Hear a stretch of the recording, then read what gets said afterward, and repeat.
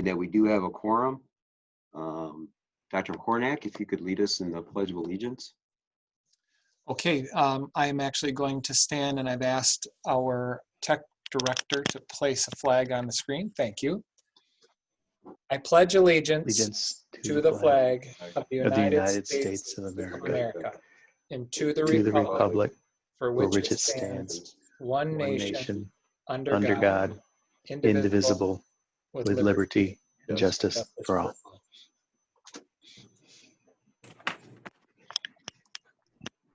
You're getting more sophisticated by the meetings there. Lots of practice. President Perry, typically I would read the mission statement at this point. However, today I'd like to share some thoughts before we move forward. As I reflect on the events of the past couple of weeks regarding the death of George Floyd and the subsequent demonstrations across the nation and the world, I worry about the well-being of our learning community, especially in the absence of the opportunity to reach out and physically support one another. In a typical year, our faculty and staff would be able to process these events in person, in our classrooms, in our schools, and in our learning community.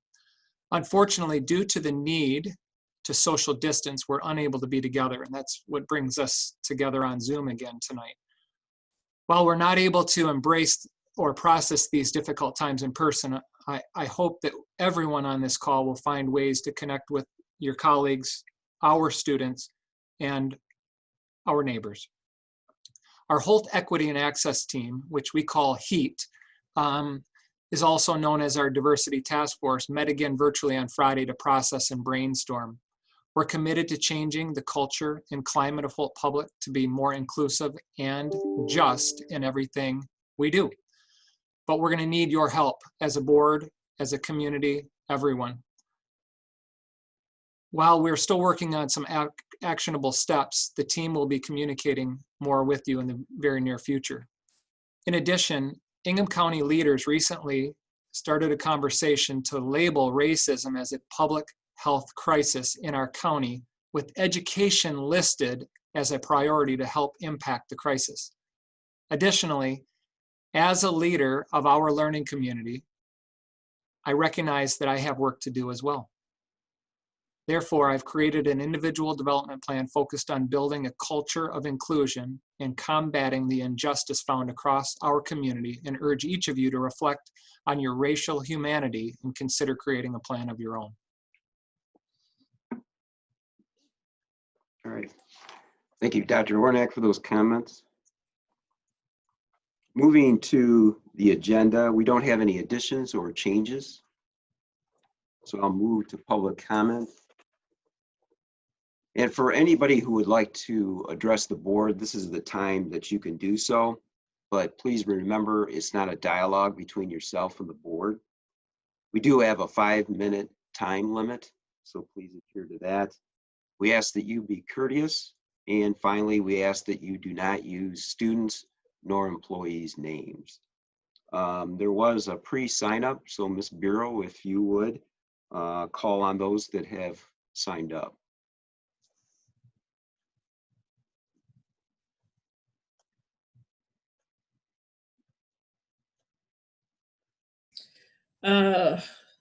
Yes, I have one. Catherine Ramos. Good evening. I just wanted to share a little bit of my experience as I moved to Michigan, coming from Florida. In the beginning of the process, it was a bit of intimidating because I was not finding a job as I normally would if I was living in Florida, where there's more Hispanics and more of Puerto Ricans where I lived. I've been in the early childhood education field for quite a while, actually since I was in high school as a volunteer, and I always held a job. Coming here, it took me a couple of months to find a job. I came here in April 22nd, and I came to find a job around November, which was oddly for me and frustrating because I couldn't find a job. Luckily for me, I found a job through Holt Public Schools, where this community has been very helpful in my times of hardship. 2018 and the beginning of 2019 was very hard for me. I was staying at a hotel and I couldn't get my kids to school. I didn't find a way. I didn't have any family here, and it was hard. With the help of Holt Public Schools, I was able to pick up. I found my own place. They were providing me transportation, gas money for my car at some point. And even the stuff that I have in my home today were from Hope Public Schools that I picked up through a project, Give Your Kid a Project, which they also helped a lot. After that was solved, I was stable, I was working, I picked up a part-time, and I started doing also intercession, and that was great. I was, floating. My kids were going to school. I was where I wanted it to be. Another hardship happened. I went through a separation, and I did not have the financial needs to pick up as a single mother now. It was hard paying for things, but again, through Hope Public School, I was able to have the opportunity of my part-time job where I started working. I have never felt apart from the rest of my coworkers, set aside, oppressed, discriminated. I am fully aware that most of my employees are Americans, not that many African American, and not that many Hispanic around me. But I've never felt any type of oppression, different treatment towards me. My job has been given to me based on what I know how to do, the quality of how I do it. And I am very thankful for public schools because of everything that they've given me and my family. So I am happy of where I'm at. And I did not decide to go back to Florida, although I went through 2 hardships in less than a year. And it's because of Hope Public Schools. If it wasn't for Hope Public Schools or my church family, there was no way I could have kept my home. And I just want to make that very clear. And most of my help came from Hope Public Schools. Thank you. Mhm. Thank you. Thank you. Ms. Bureau, is that the only individual that had signed up? That is the only one that signed up. It's my understanding that Sally Hawk Harrison is here tonight, though. Well, we'd open up to Sally or any others that would like to address the board at this time.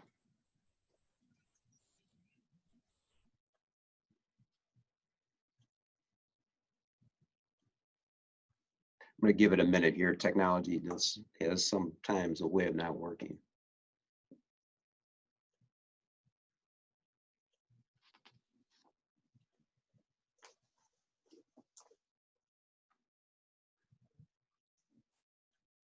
Okay, we'll close the public comment section of the meeting and move to the approval of the board minutes. Board members, you have in your board packet the special board meeting of April 27th. And after you've had a chance to review, I'll take a motion to approve that meeting. Having reviewed, I'll make a motion to approve the special meeting minutes of April 27th as presented. Second. Can I add some discussion? When I was reading it, it looked like the times were a little unusual.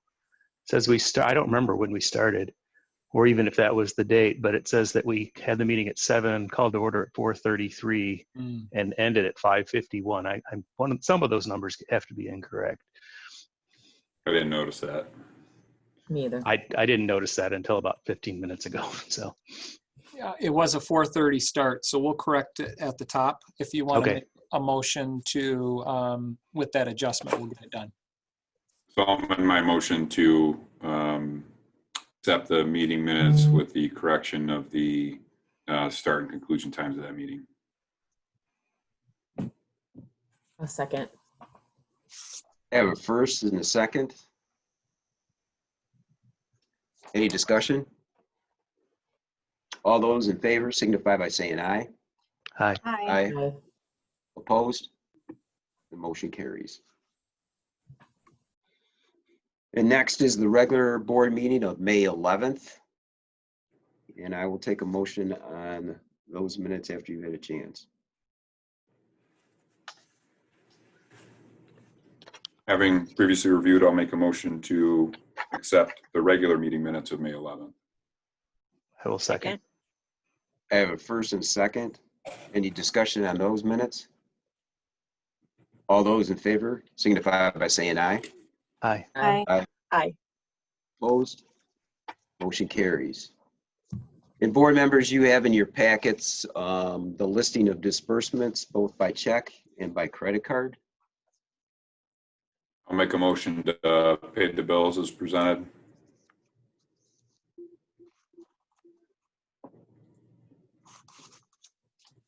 This is not working. I have a Second. first. I have a first and a second. Any discussion? All those in favor signify by saying aye. Aye. Aye. Opposed? Motion carries. Next, we have gifts. Dr. Hornak, I don't know if you have anything to add to this list. Well, the public, I do. The public continues to be very generous. So we had a $100 donation come in for the senior signs to ensure that every single senior graduating would have a sign. The food account to supply our grocery packs continues to receive support. That was $1,600. And then we had a very generous donation of a 2007 Toro walk-behind mower. And someone on the screen actually donated it. And so thank you. I appreciate that. Other than that, President Perry, that's what I have for you. Okay. I would look for a motion to approve these gifts. Make a motion to accept these generous gifts. Second? I have a first and a second. Any discussion? Dr. Hornak, did labor come with that walk behind? Just the picking up of it. Okay. Yep. Just the transfer, it sounds like. All right. All those in favor signify by saying aye. Aye. Aye. Opposed? Motion carries. Board members, you have in your packets the Michigan High School Athletic Association membership. And this does require approval by the board to be members in this.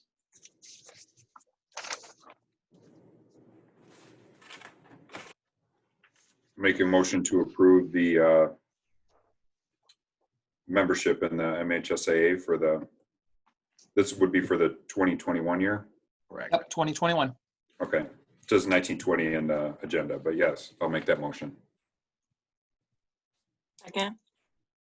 I have a first and a second. Any discussion? All those in favor signify by saying aye. Aye. Aye. Aye. Opposed? Motion carries. Next on the agenda is the teacher tenure recognition, and I will kick this to Trustee Becken. Yep. So Casey Schaub inadvertently was left off the list due to a typo with her start date, but would have been up for tenure. And I've got a couple comments that I'm going to share from her administrator, Walt from Washington Woods. I'm just highlighting a couple things here. I knew from the beginning that Casey brought a curriculum sense and master teacher qualities.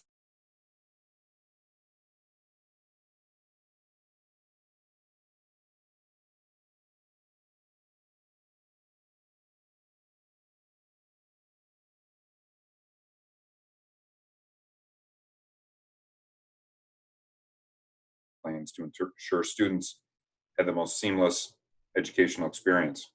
And my favorite line, I can definitely say that hiring Casey so far is one of the best decisions I've made as an administrator in Holt. She has never let me down in her support of students, staff, families, and me personally. So strongly recommend Casey Schaub's inclusion for tenure along with the others at this time.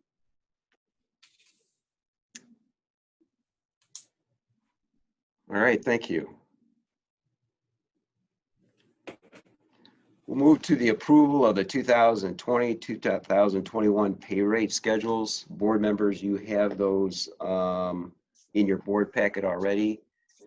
And Excuse me, President Perry, I'm sorry. Does anyone know, do we have to make a motion and approve that tenure, or was that more of a reporting item?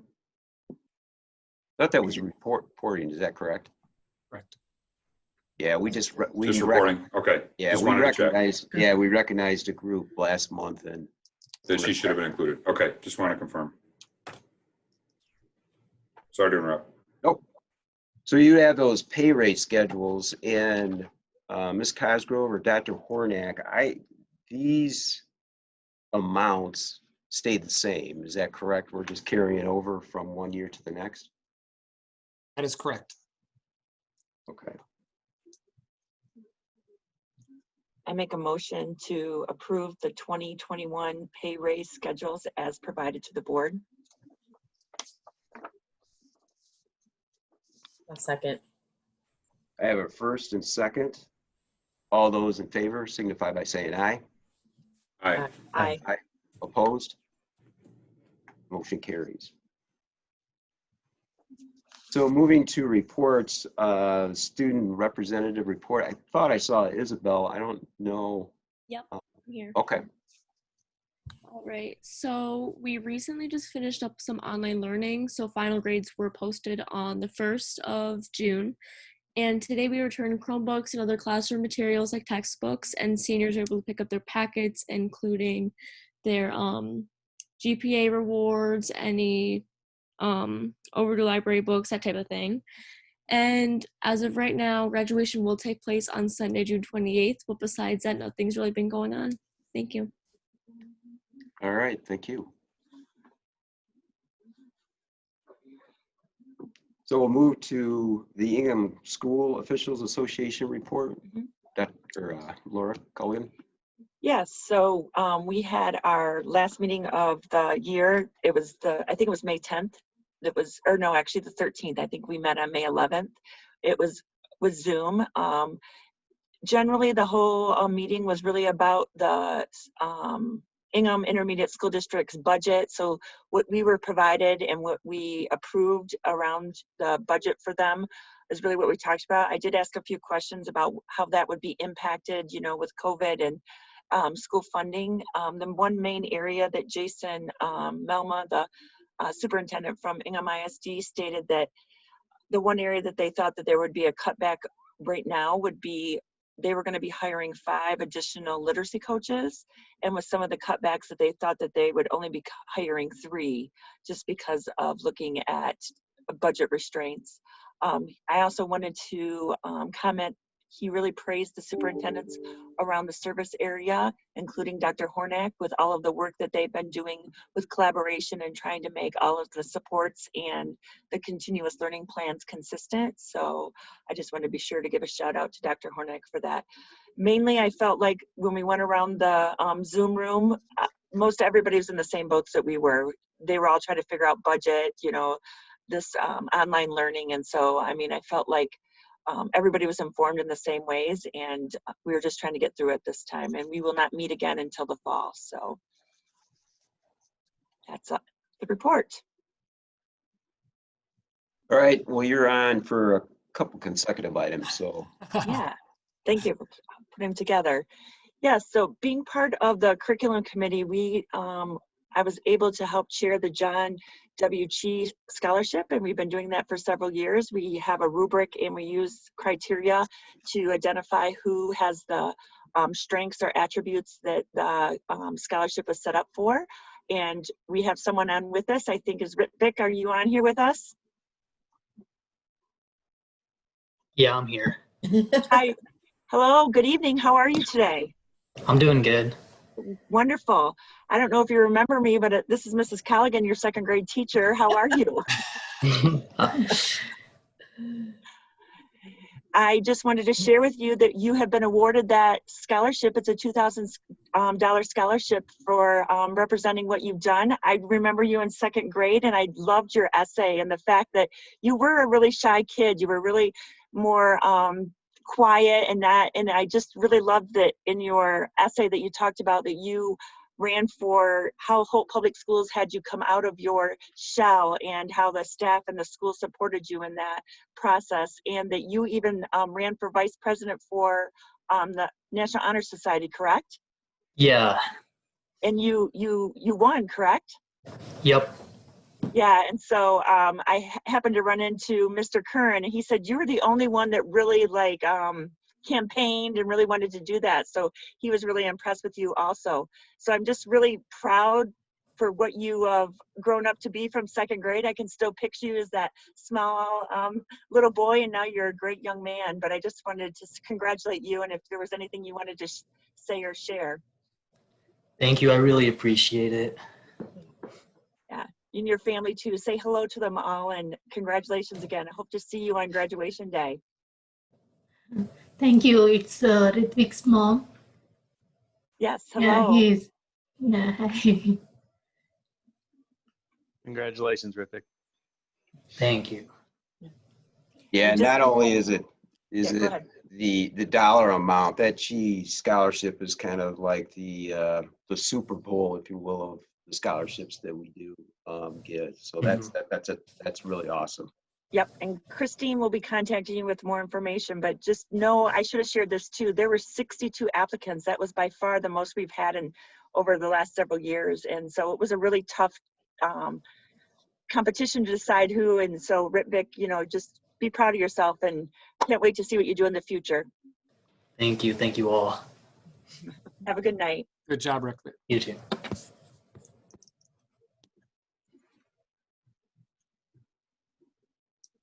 You're up again. Yep, so now I've just had the opportunity to partner with this senior class committee, and I just was gonna turn it over to Christine first because there's lots of committee members that have been working behind the scenes, and I just wanted her to share with you everybody that's been working on the committee, and then her and I will both give you some updates moving forward. Absolutely. So I'm happy to report that it's being led, of course, by Mr. Willard, who's the principal there at the high school. And the members are Erin Quinlan, Lindsay Schaaf, Nicole Lown, Nicole Milton, Jolie Reinecke, myself, Trustee Colligan, of course, Renee Sadler, Kelly Schweitzer, Jana Limbo, Carrie Hansen, Jeff Miller, and Isabel Abdush. Yeah, it's been a great group. I mean, they've had really a lot of the kids, the mindset of how are we going to support these seniors when it's just a difficult time for them. A week ago Friday, we were able to have the senior breakfast, and we were doing a drive-through. Some of our trustees were there, and it was really, thank you guys for supporting the process. As I don't know if all of you know, there was a rainstorm that came through in the process that Mike had created, and for all of us to support had to be changed right there on the spot. But I will say everyone came together, the parents came together. It was so exciting to see all of the seniors drive through and the excitement of that. It really was a great experience, even though we all had wet jeans and wet feet and everything else. So it was a great thing. The next thing on the agenda was around graduation. And so I had to miss last meeting because, as you can see, I'm on video now. I had to get my computer fixed at Best Buy, and the only time I could get it was during that time. So, Christine, if you don't mind sharing more where the updates are with the graduation, I'd appreciate it. Absolutely. So this committee obviously is operating on great hope, and they are hoping that we could have an in-person commencement. Recognizing, however, that with the governor's orders, the chance and likelihood of that is slim.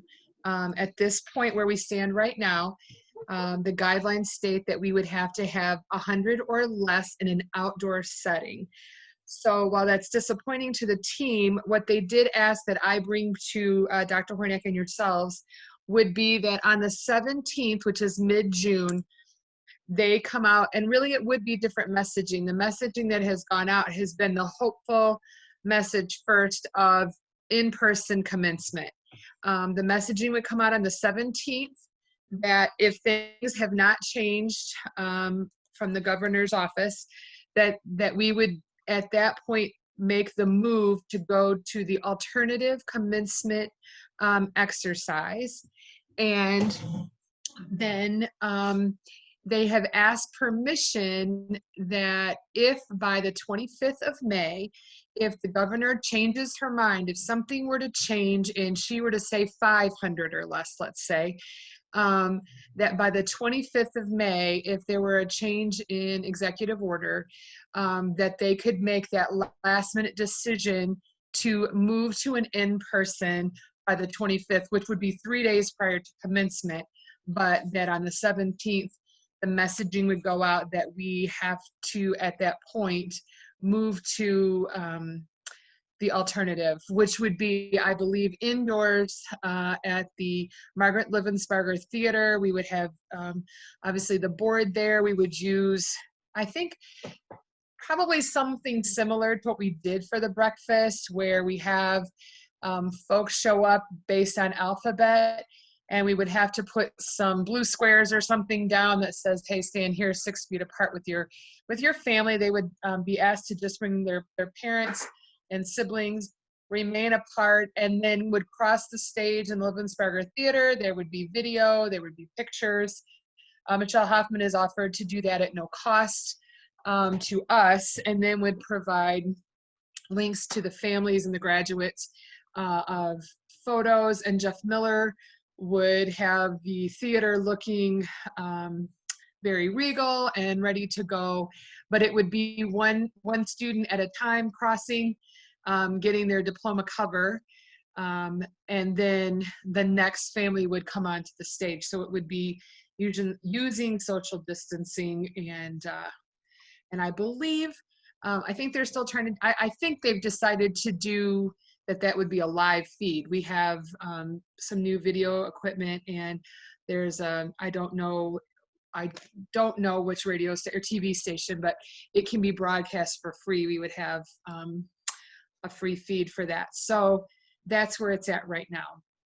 So they did want your permission to be able to say that we could make a late decision of the 25th if the governor's order is allowed. I just want to clarify, it was June 25th, not May 25th, correct? That is correct. Okay, I just wanted to be sure. Right. So they've been working hard. I know that we had student representation on there, and everybody wants to have that in person. So they're trying to be thoughtful. I also want to compliment Christine, because she's been a good partner to have representing the board. She came forward and brought in some of the concerns that we had about, being sure that we were within the executive orders. And so it's just that delicate balance and the timeline. So I think that we're trying to be proceed with caution, but try to please everybody with the process. So For sure. Thank you. thank you. Those 3 days, that would allow you enough time to make that switch. And by that, I mean maintenance or Jeff and others that would need Yeah, to. we pivot. spent a great deal of time discussing that at the last meeting, and Jeff Miller says that yes, he would. It really, the outdoor situation would be similar to what he would have to put together. And we have at this point Renee Sadler, who is a parent. So she's our athletic director and is helping plan, but she's also a parent.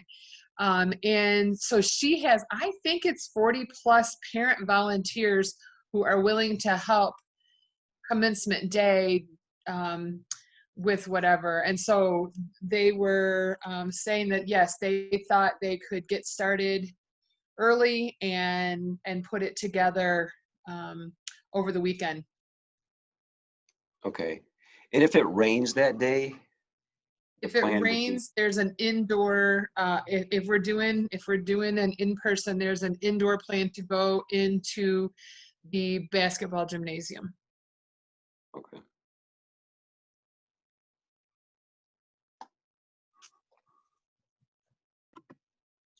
I think Christine, can you just clarify for me, what is the number that you think the governor has to approve in order for us to have this event outdoors? Trustee Dalton, they really have not, they've said in order for them to have, I have said, listen, we have 365, let's say, commencement graduation folks, seniors. And then if you figure everyone had just both parents, and then you have to have all of you. So I don't know that I had the number. I didn't give them a number. I just said that I knew it would be irresponsible for us as a district and that would not be allowed. And everyone understands, they're just trying to be really hopeful. So they would work in, at this point, there's just no way we could have in-person commencement because the number is 100 and we have 300 plus graduates. So they were saying, but what if she changes? She's changed a lot. What if she changes? What if it became 500 and then we would make that number work so that we had the graduates, even if it's the graduates only and everyone else watches via live feed. That's kind of where they're at. I mean, the students really want, and of course, you know, they really want to do that, but I have tried to be the voice of reason and continue to say that we just cannot, as much, I mean, I've been the school mom for those kids, you know, nobody wants them to cross a stage more than I do, but we're not going to be irresponsible as a district and we're not going to go against the governor's order. So I really don't have a number, Trustee Belton. I really don't see that we're going to go from 100 to a number that would really be able to allow it. But she has been, you know, making some changes. So that's where it's at. Okay. So we're thinking like 1,000 probably, at least, right? I mean, I would think if they're going to have more than just their two parents plus if you have staff members and yeah, I would think we would have, and that's probably a third of what we would typically see, I would imagine. So Okay. Thank you for that clarification. Absolutely, my pleasure. And I guess Christine or Laura, I don't. I'm not a creative planner, so this may have already been discussed. But has there been any discussion about, you know, breaking it into three groups, doing a 10 a.m. group, a 2 p.m. group, and a 6 p.m. group, and it's just an all day for us, and people come and leave, kind of like, you know, when they have you know, basketball tournaments and you have to exit the building and then the next group comes in. I can tell you at the last meeting, they did have some discussion around that. Some of the students, and Isabel's on here, and unless she's already hopped off, but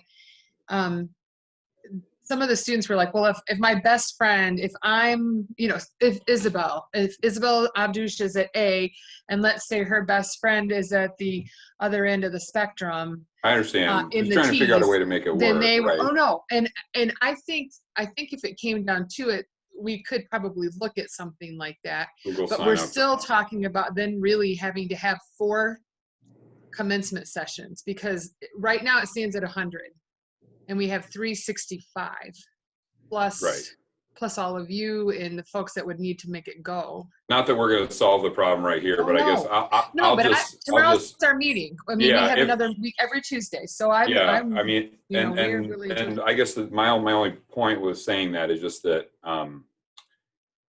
my guess is what's more important for the kids. It has less to do with the speech and to give that speech 3 times, and more to do with walking across the stage. So if it's, I think I comfortably speak on behalf of the board that if we had to break it up into multiple, and it's an all day thing for us and people are in and out, I'm sure we could make that work. So.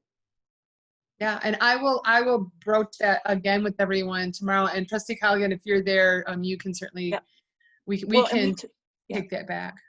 Well, we talked about that. We even said like 5 minutes a stage, and then we had our math teachers come in and say that would be like 31.5 hours. So I think, Ben, thank you for that. And we really are trying to get it in person. And if we have to break it up, if we can get it small enough groups, we're there. It's just unknown is the hardest part. Right.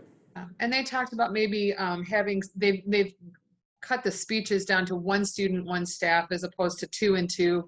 And then they've talked about even maybe just putting those online for some folks to watch. They've really come up with some creative ideas. They really want it, but we do have to, you know, make sure that we're not going to get ourselves in trouble and be irresponsible. But I'll pass that along tomorrow. Me or Trustee Colligan, one or the other. Thank you. Thank you.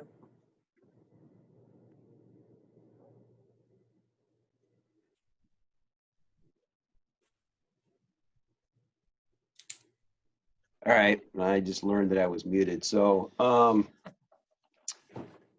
for Laura and Christine, both of you, thank you very much for working on this. I know it's difficult, and you both have the best interests of our students in mind, and we all know that. So we'll move to next on the agenda, Amy Dalton and the Holt Equity Access Team update. Yes, as Dr. Hornak mentioned, the Holt Public Schools Equity and Access Team met last week to continue our ongoing work to create equity within the district. We are comprised of students, parents, staff members, administration, and board members. We took great care in discussing our district and the work that needs to be done to better support students, staff, and families. We must move forward to focus on the systems and structures that have resulted in inequities in education and specifically in Holt Public Schools. Today, the Holt Equity and Access Team is unified in stating unequivocally, Black Lives Matter. We also believe that in the interest of our students and staff, we must develop a plan with actionable outcome goals and accountability to create awareness and capacity to address diversity, equity, and inclusion within the district. We have plans to meet again this month, and I will have more information for you next month.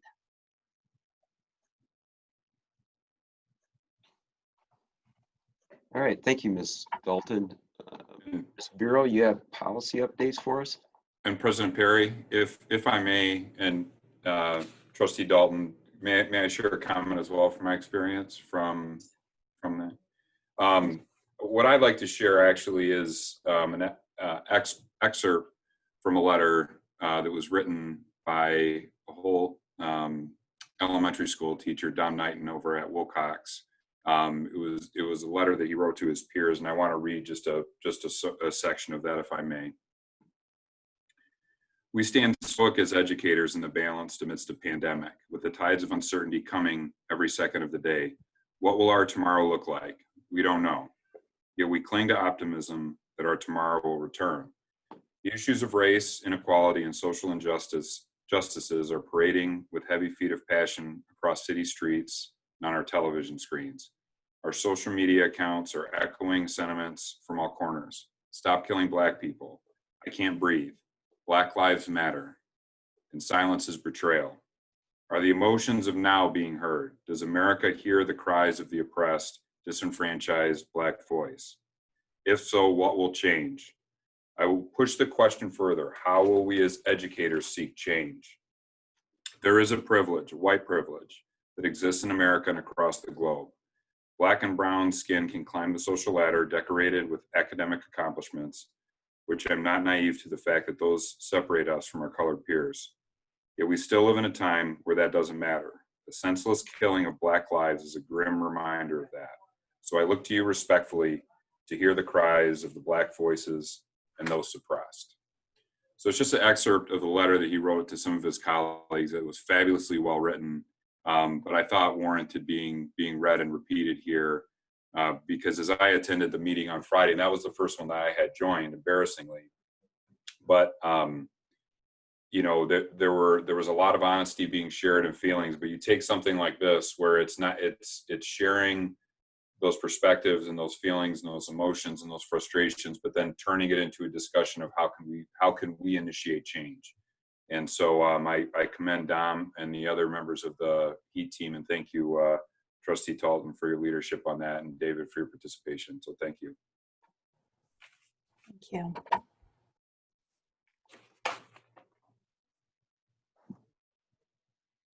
All right, thank you for those comments. Ms. Bureau, do we have a policy update?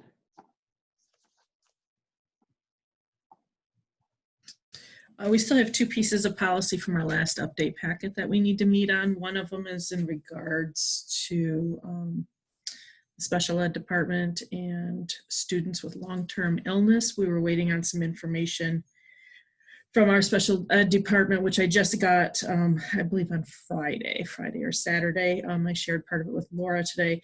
The other one has to do with language in regarding curriculum, and we had concerns when we first looked at it that maybe the language didn't cover what we were going through during COVID. I talked to Mrs. Colligan about that today. Need to reach out to Mrs. Dalton so we can all come to a consensus, but we'll have those two pieces of policy to bring before you at the next board meeting. All right, thank you. The next section is on the Finance Committee update, and I have already updated you partially in the Committee of the Whole. There were two other items besides the potential bond issue that we talked about. One was the energy bond recommendation. We decided to punt that, if you will. The cost of those bond payments that we would be making into the future, and at the same time, given the condition of our budget, you know, and the state financing, and not really being able to solidify what those savings might be, and then just also given the bond issue itself, would that be a duplication of, you know, some of the work that would be done with that? So we put that on the back burner, but that is something that we can bring back pretty easy with the vendor that we were using at the time. So if things change, we'll probably take another look at that. And the other thing that we talked about was yet another budget adjustment. Ms. Cosgrove will talk about that later in the meeting, but we do now know that the school aid fund will be in a deficit, and remember, their fiscal year is different than ours. So we're anticipating that we will take a per pupil cut before the end of our fiscal year that needs to be reflected in that budget. So we've made adjustments for that. It's probably not the last budget adjustment. And going forward, these are some things that we're going to frequently hear. Sorry about that, but the information, it just keeps changing day by day. Going on to the bond issue, again, we were looking at those vendors that we want to invite for a presentation to the full board so that we can make a decision on who would be on that team. And again, that team that we're looking at would consist of possibly an owner's rep, construction manager, and an architect. And so like what we talked about at the Committee of the Whole, if we could just go around, and Dr. Hornak, I think, is going to do the paper and the pencil on this. Ready. Yep. And we'll just start with the construction manager as to, you know, who you would like to interview. So if you could give us a name or two of those firms, or three, that you would like to consider. And so in no random order other than your panel, as I see it, I'll just work from Julie around the panel here.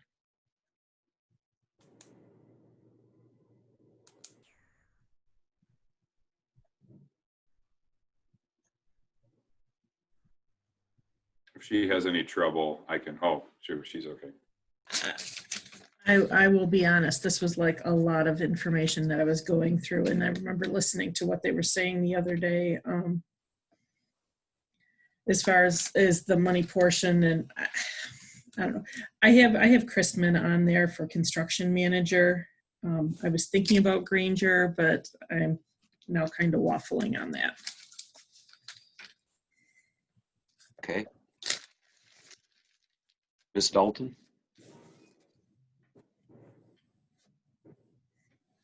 You're muted, Amy.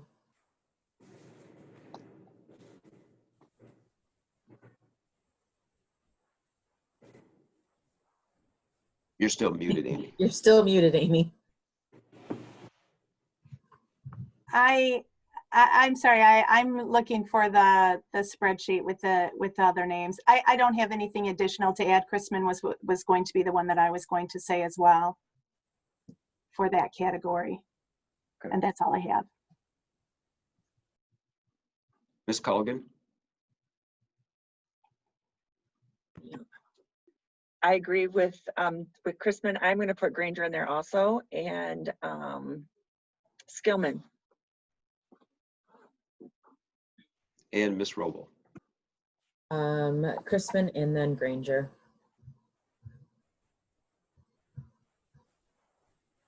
Dr. Holgren? I have Crispin on my short list as well as Granger and Skillman. And Mr. Bakken? I think it should be noted too that all of these presenters in every category really put a lot of time and emphasis into their presentations, and these are all very, very qualified firms. And I read all of them, but there's three that I want to hear, that I would like to hear from, and that would be in no particular order. Triangle, Granger, and Chrisman were the three that I had to, because all we're doing at this time is talking about who to interview. So that's why I had President Perry. Okay. And I had in no order, Chrisman, Skillman, and Granger. President Perry, you have Chrisman with 7 votes. Granger with, it looks like 5 votes, and Skillman with 3 votes, Triangle with 1. So if you would like to move 3 forward, there appears to be 3 there to do so.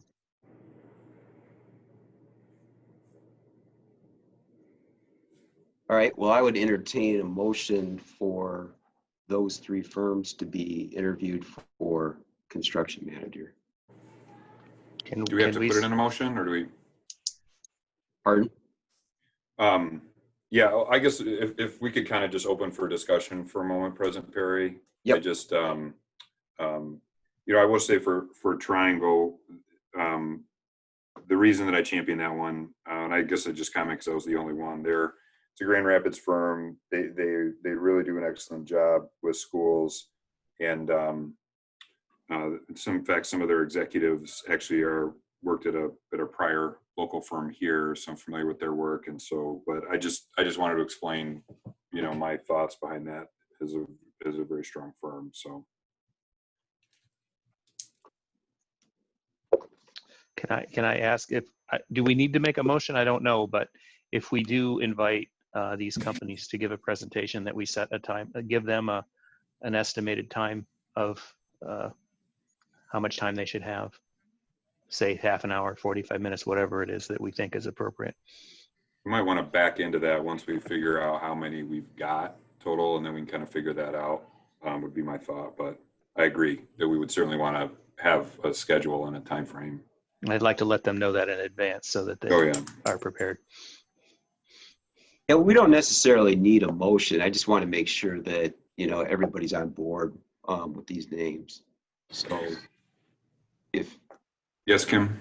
I just wanted to let you know that all bidders, I had promised them that I would let them know the outcome of the path or what the outcome was tonight. So all would know if they were going to go for interviews or we had moved on. Just wanted to let you know that. I guess the question I might pose the group then is, clearly Granger and Chrisman are out there. As it relates to Skillman, if they would be the third, the question becomes, obviously they want an opportunity for the business, but there's also a considerable amount of cost and investment just to come and give that presentation. Do we feel we need to hear from 3, or because the top 2 were so heavy, do we feel that would be sufficient? I'll pose that question to the group, and how strongly anyone that champions Skillman thinks it's important to have them move forward. I can go either way. I think in an ideal world, we would interview all of them, but we don't have the time for that. So I would be comfortable with 2, but I think 3 would be better if we have space in the schedule to do it. Out of all the vendors, I just think the construction manager is probably the most important. I could see narrowing the architect or the owner's rep down to 2, but this is such a big piece that I think it'd be nice to hear from 3 of them. Fine with that. Okay, if we're okay to that, we'll move on to the architect. Try to stay in the same order to help Dr. Hornick out a little bit. Thank you. Ms. Bureau?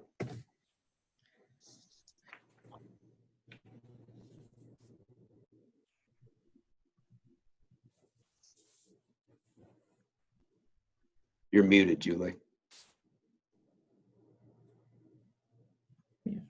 There, can you hear me now? There, I can hear you now.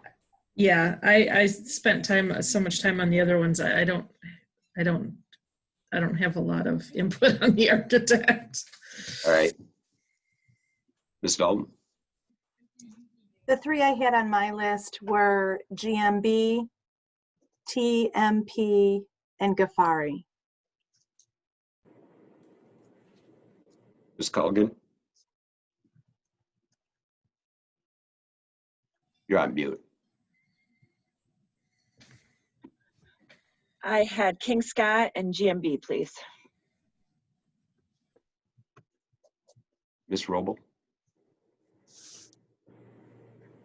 GMB and TMP. Dr. Holgren? I don't have a strong opinion on this one. I would be happy with any of the candidates. I would say that I recognize for Reitman, the districts on the spreadsheet, Berrien Springs and Brandywine and Buchanan are all basically where I'm from. And I know they've done fairly good work on their new buildings. But I'm fine with TMP and GMB and Ghaffari. All 3 of those sound pretty good. And Mr. Bakken? I have Tower Pinkster, TMP, and King Scott. And my selection was TMP, King Scott, and GMB. Board President, you have 5 votes for GMB, 5 votes for TMP, 3 votes for King Scott. Those are your top 3.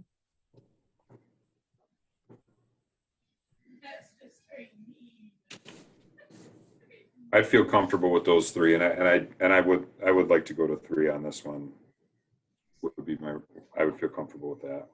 I think especially with architecture, you really need to see a consistent presentation showing some actual architecture to make a good decision on that.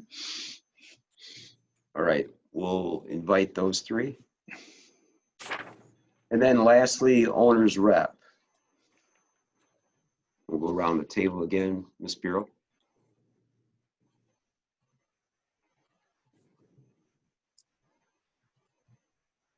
For that one, I had Tehan and Trosper Moore.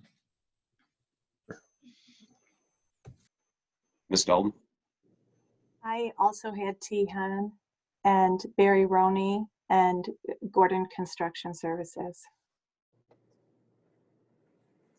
Ms. Colgan? You're on mute, Laura. Yeah. Sorry. I had, oh my gosh, Moore and, sorry, the Barry Roney also. Those are the only 2. I only had 2. Ms. Robel? Moore and Tehan. Dr. Holgren? I knew it was up next, and I still haven't made a final decision. I like more Trosper. I've seen a lot of their work, and probably Roney or Tehan.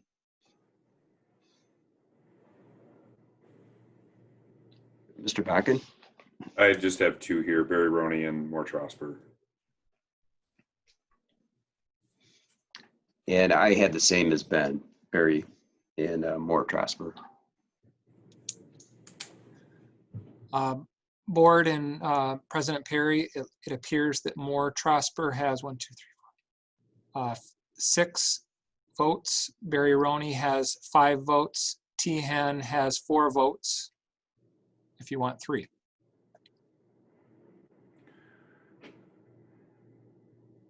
I'd like I to just do, want to, oh, sorry. I go would ahead, like to, I would like to do 3. Because the second one, they were also on my list, but a little bit farther down, but I like them. So I like the top 3 that we have. That's fine. Then we're doing 3 out of each category. So that seems reasonable. But I want to make a comment too, again, for anybody that may be listening that took a lot of time to submit these. There were a lot of very, very well done proposals and presentations that did get the full review of at least some members of the board, and even if they weren't one of the ones that were mentioned by name. So I appreciate the time that everybody took to submit these RFPs, and we just really lucked out. And it was one of the discussions we had in a separate meeting, was that these are a lot of the names that I hope to see. And so I appreciate everybody who took time to submit an RFP. I agree. It was a very strong pool. I think it's very difficult to make these decisions. And I just want to thank Kim and her team and Rick for bringing and putting it into the format, because it really was helpful for us that didn't have the opportunity to go through all of those. So I want to thank you guys. I know it took time. Kim gets all the credit for that.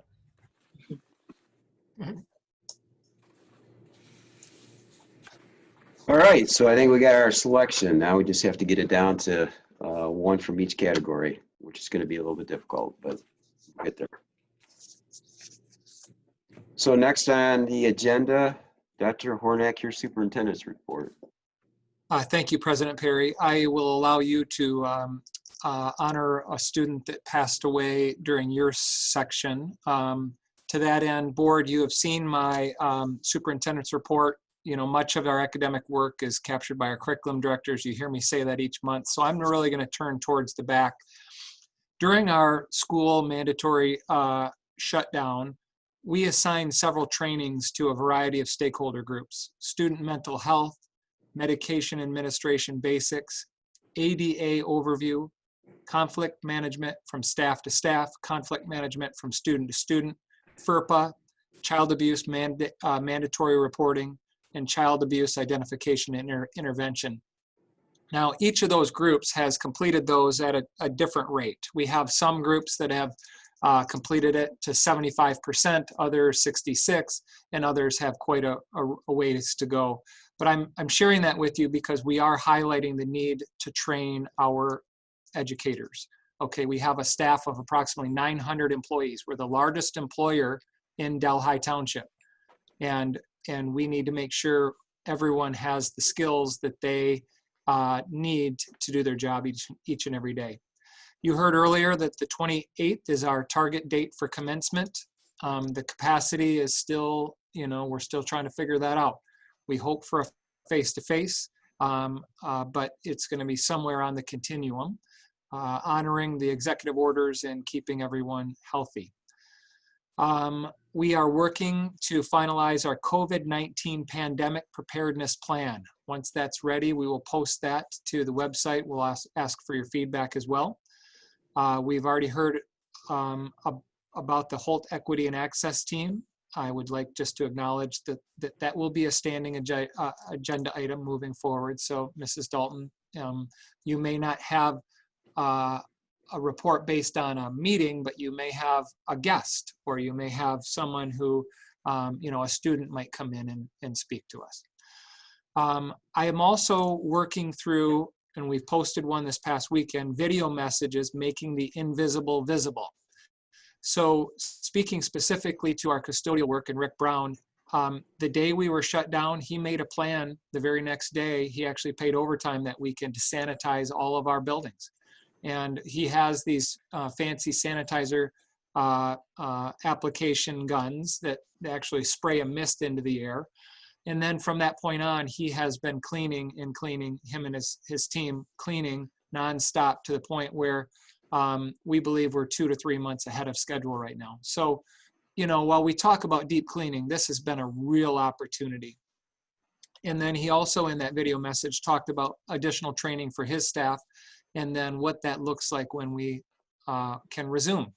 So I'm very proud of that work. And again, that first video message went out on the social media sites last night.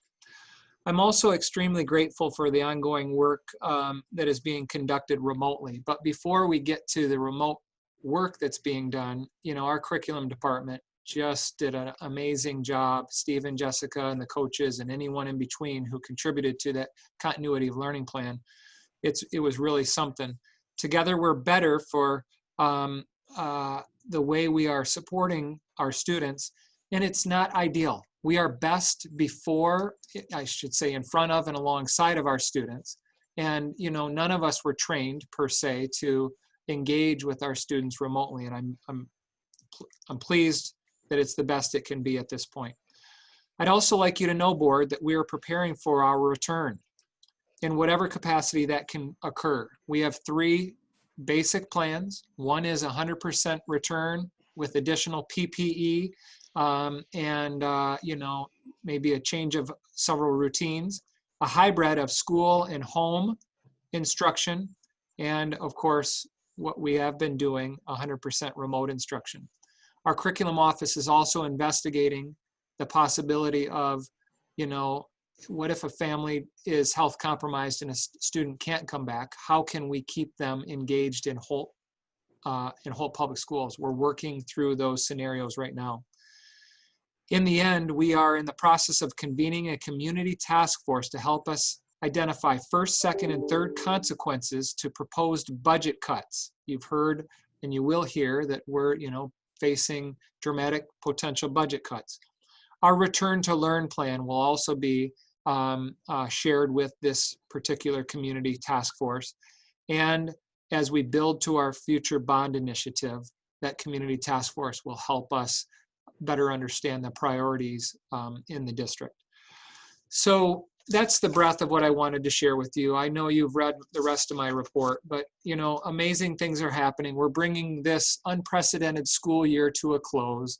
And you know, I remember as a classroom teacher, frankly, bawling my eyes out on the last day of school every single year because it was so difficult to say goodbye. And it's a different year. We're just not able to embrace or see our students face to face, and that makes it really, really tricky. But to that end, I'd like to compliment all of the educators in Holt Public Schools. Again, Board of Education, your service and leadership means a great deal to us. These are not easy decisions. Picking which firms we want to interview is not easy. And the administrators behind the scenes, I really appreciate everything they've done as well. So that concludes my report. All right, thank you, Dr. Hornak.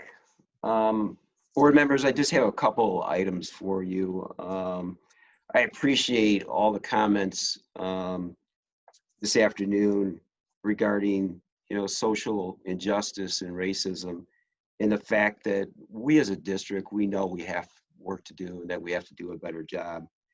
And like Dr. Hornak said, you know, one of the things that I asked him to do was that my fear is that these issues of today may fade, and I don't want that to happen. So one of those preventative methods would be to add as a standing agenda item to the reports, the whole equity access team, and giving that a report.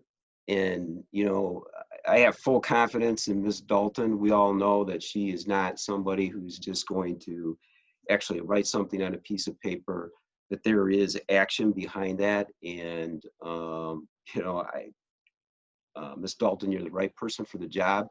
And I want this board to know and the community to know what we're doing. And like Dr. Hornak mentioned, if there's a presenter rather than no report, that works as well. But I appreciate all that everybody is doing in this effort.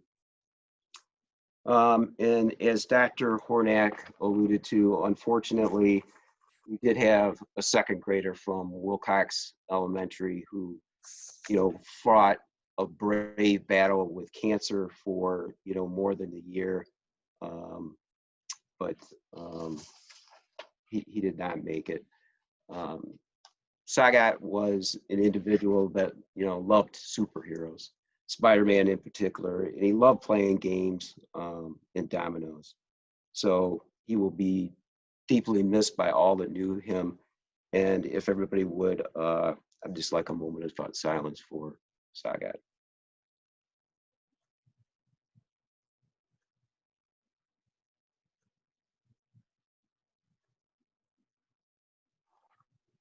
Thank you. So we'll move to the agenda item of curriculum. Steve, Jessica, you guys got a couple items underneath. Yeah, if we could start with just wrapping up that science presentation from last month. I would appreciate putting the bow on that. On page 80 to 81 of that really giant 193 board packet you have is the spreadsheet that has the budget for the 6th through 8th grade science adoption. It's color coded. Something different about this adoption than other adoptions is the materials are not all designed. They are piloting a lot of the tubs with, or the kits with teachers. So they'll release them in a pilot form before they release them in a formal form. So you'll see that we've kind of got it outlined by which years we will be buying which kits, which is fine. It's pretty overwhelming for teachers to shift to this inquiry model of science instruction. They are doing a really thoughtful transition for kids from year to year with which phenomenon they experience. It's been really good. I feel like for our 6th through 8th grade teachers, they've collaborated a lot on this work. One thing I did want to highlight for you too is you'll notice that sometimes the total per kit is between $4,000 and $7,000 because we buy a kit for each teacher. It's tough to share kits because there's consumables that get used up and they might not be enough for another teacher. A lot of the durables will last quite a while, so I'm not too concerned about those. What we did find this year is our teachers are so savvy, and some of them were able to build kits. So OpenSci does release the materials. And the science department at the junior high, for example, was able to build what would have cost us probably more like $7,000. They were able to get all the material for $2,000. So this guesstimate for the next 3 years past this year is a $91,000 purchase. That would be the highest end possible. Noticing next year, the 2021 budget would be $27,000. The following year, $26,000, and the last year, $15,000. Those are listed at the top of that spreadsheet. Yep. Jessica, can I ask a quick question? Yes. So since there are consumables, how is that budgeted in for future uses of the kit? Is that going into the building budgets, or is that going into the? Yep, it goes in for pretty much all the grades. It either goes into a grade level or a department budget. So that's what I had kind of told them is if we're able to purchase the kits a little more affordably to begin with, we may have more money that could go into replacing the consumables and the durables. Some of the durables with the kits are higher quality than others. You get some beakers that break more easily or some hot plates that break more easily. And I do want to assure them that we will replace the materials as they need them. And they've been really good about every spring auditing the tubs. We have K4, we have a spreadsheet where we do the audits. We'll do the same for 5-8 so that they just highlight what they're out of every time they teach a unit, and then they can sort it by highlighted cells and create an order just for the consumables without having to spend a ton of time figuring out how many Q-tips they have or how many pumpkin seeds. So we do have a process to make sure that those get replaced. And I just recommend, somebody's probably already thought of this, but I go to the MSU salvage store when it's open fairly frequently. And there are large quantities of lab equipment there, hot plates. I don't know how many of them work, but beakers, you can look at a beaker and know if it's good. So that might be worth investigating for some of these supplies. I am sure Bill Hodges knows that trick, right? Oh, I'm sure he does too. I don't know how if he gets out there as often as I do or not.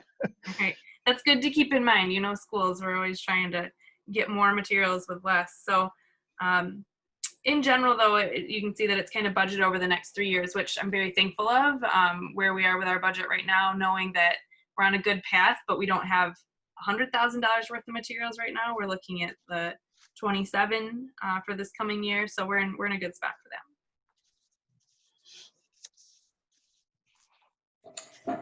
All right. Well, hold on. I need them to vote. They have to vote. I tried doing this last time too. Any other questions on the budget or the science adoption? This is money that was already in budget before the reductions have been accounted for. Yes, this is year 3 of this process for 5th through 8th grade. So we've been saving up and pinching pennies for a while to get there. So I do need a formal adoption of the 6th through 8th grade Open SciEd science curriculum. I would like to move that we adopt the Open SciEd curriculum as described. I have a first. Support. I have a first and a second. Any other discussion? All those in favor signify by saying aye. Aye. Aye. Opposed? Motion carries. Yay, thank you. And Thank if I you. could just plug in real quick, next month, I'd like to bring to you guys some thinking around Google Classroom as a potential learning management system for the district. And I know you'll have all those materials a week out before we meet, but there's a lot in Google Classroom. So I just wanted to plant the seed that we'll be talking about that to give you time to send me any specific questions or demos or anything that you'd want to see before we talk about that next month. So Jessica, can I get you to include me in that process? I'm actually working with a team at MSU to roll out Google Classroom for some pre-college programs. So I Absolutely. would love to participate. We're learning tons about it. I'm learning a lot every day. I have 2 graduate students who are very skilled in this, but I am learning every day. This is where we have a good functioning board, President Perry, because while Dr. Hallgren will maybe seek my input as it relates to construction services, when it comes to science curriculum, our PhD scientist over here, I will lean heavily on him. So, yeah, nice job, Jess. He does know things. It's helpful. And Jessica, you could send out that material before the board packets, you know, on Google if you have it. Sure, I can share with you the resources. There's a Teach from Home website that we're really leaning heavily on. The tough thing about Google is the suite is so robust. Like if we were to discuss as a district adopting it as our overall platform, I don't know if you all have unique questions that you'd want to send, and I could try to, you know, tailor the presentation to the specific questions or interests you have around that. But otherwise, yeah, I'll send you as soon as I can get some things put together. I'll send it to you. Okay. So far, I found it. It's very powerful, and it's actually remarkably easy to use. It's very user friendly and it's free. So there's that. I don't know. There may be a cost with it with an education account to remove advertising and tracking, but yeah. All right, I think you're good, Steve. All right. Good evening. Just a few quick updates. In your packet, you had weeks 3, 4, and 5 with our district surveys, and I'd like to thank Christine Lopez for her help with this. She did an amazing job of helping compile, and also like to thank the building principals. They received emails all days and nights with the results and asking questions of how they're using it with their team. So thank you to both of those, Christine and the principals. But you'll notice that after week 3, we made some changes based on some feedback. We cut out a few questions. And we also made a decision to stop after week 5 due to the other surveys that were coming out. So we have transportation surveys, childcare surveys, parent surveys for remote learning, staff surveys. So there's a lot of surveys coming. So through discussion with the principal group and with Christine and being right on the computer, seeing a lot of the results, we felt like that it lent itself its purpose and it was time to move on. So I just kind of wanted to share those with you. And do you have any questions with those survey results? I kind of consider it like a formative assessment, looking at the results and kind of tweaking based on our numbers. And one thing that was a pattern, unfortunately, is participation decreased as the weeks went on. So considering maybe if we did this again, would we do it every other week, or how might we increase the participation or alternative methods besides just the phone call. So some things we learned. I don't think it'd be a surprise that the participation over time is going to slow down. People got their voices heard. I thought you guys did a really nice job with it. I got those calls and it was efficient, and I like that you were tracking so you could see trends. So it was a good exercise. It was interesting. Pre-kindergarten through second grade had the most consistent participation numbers, right? It's kind of, in some ways it's not shocking. So that's kind of one thing I did notice. I expected the participation numbers to go down, but maybe adding it, since the kids have to do like a check-in with their teachers, that might be a better way to do it, because especially in the younger grades, the parents actually check in with the kids. So that's just a thought. Yeah, and that's a good point, Julian. As like I shared, I think throughout this process, if a child or if a parent replied that they didn't get contacted with by a teacher, there was a second layer of communication from the building principals working with the staff. So I agree. All right, a couple other just real brief and quick updates. I know that Kim, in her presentation, I believe, will talk about some enrollment. Right now, we're in the first week of receiving school of choice applications, returning them. So we sent out 189. So that's how many were requested. That's about half as many that were requested last year. So it just gives you an idea of enrollment. We've talked about that quite a bit in numbers. And so again, we had 189 we sent out, which is about half as many as last year. And again, we'll get into more of that through Kim's presentation. I also wanted to share with you a three-part series, and I know Dr. Hornak talked about this with training for our staff, but we have completed 2 trainings with our paraprofessionals, recess supervisors, and lunchroom support, along with some deans, our special ed director and principal, around conscious discipline. And so we are working with Mary Masson, who is a facilitator for conscious discipline, and we've done a Zoom back-to-back Thursdays. And the first week we had 66 participants, and this past week we had 82. And it's been a real powerful, and it's really difficult on Zoom with 88 people, but she's pulling it off, and we're receiving a lot of positive feedback from our staff members that are part of the training. So I'm excited that as a team we could be able to pull this off, and I think it's going to really go a long ways, and I hope to continue to provide this type of support to our staff that I would say see the students a lot in one-on-one situations and really are working with them on a daily basis. So there's a lot of support for that, and it's been great. And the other piece is, I know that some of you have had some questions about Chromebooks and how many we distribute, and the team is still collecting them. They're being returned, but I wanted to share with you, last week we placed an order for about 470 of them through title funds that we reallocated. And Jessica and I have been working with the CARES funds, and we're pretty close to pushing out an order, and technology department has been amazing for about another 680-ish more Chromebooks. So I know that was some of the questions that were brought up, and so we're trying to prepare not only to backfill for our students that or our buildings that needed more or aren't going to get them returned, but also prepare for maybe what the fall might bring. So I know, again, there's some questions. So that's what I have to share. Do you guys have any questions for me? Can I ask a quick question? Yep. Can we get a kindergarten update? What's our enrollment looking like for kindergarten? We've started that, I assume. Well, it looks like I'm frozen, so I hope you can still hear me. I can hear you. Yeah, my face is frozen. So I will give a kindergarten enrollment, Dr. Hogren, in Kim's presentation. She's going to bring it up. But we're on end of May. Last year we had 294. About the same time this year we have 221. All right. Thank you.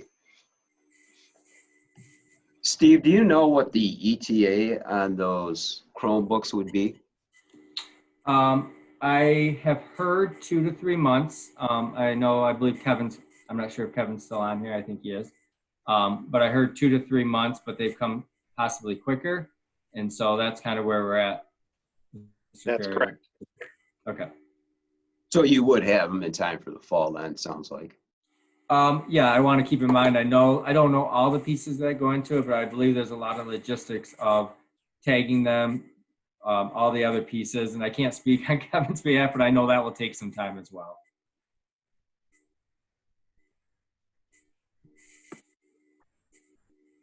All right. Thank you, Jessica, Steve. And we'll move to food service. Mr. Robertson. Yes, hello, good evening, everyone. So we have our yearly presentation for everybody, and Kim will bring up the PowerPoint here so everybody can see it all. You know, lots of changes, obviously. We've been in the emergency feeding mode since March 16th on that Monday, I believe it was now. So we'll continue that through the end of June. And then July, we'll roll into the summer food service program that we normally do. And that program with the waivers will pretty much look identical to what we're doing now. So that was a very nice thing.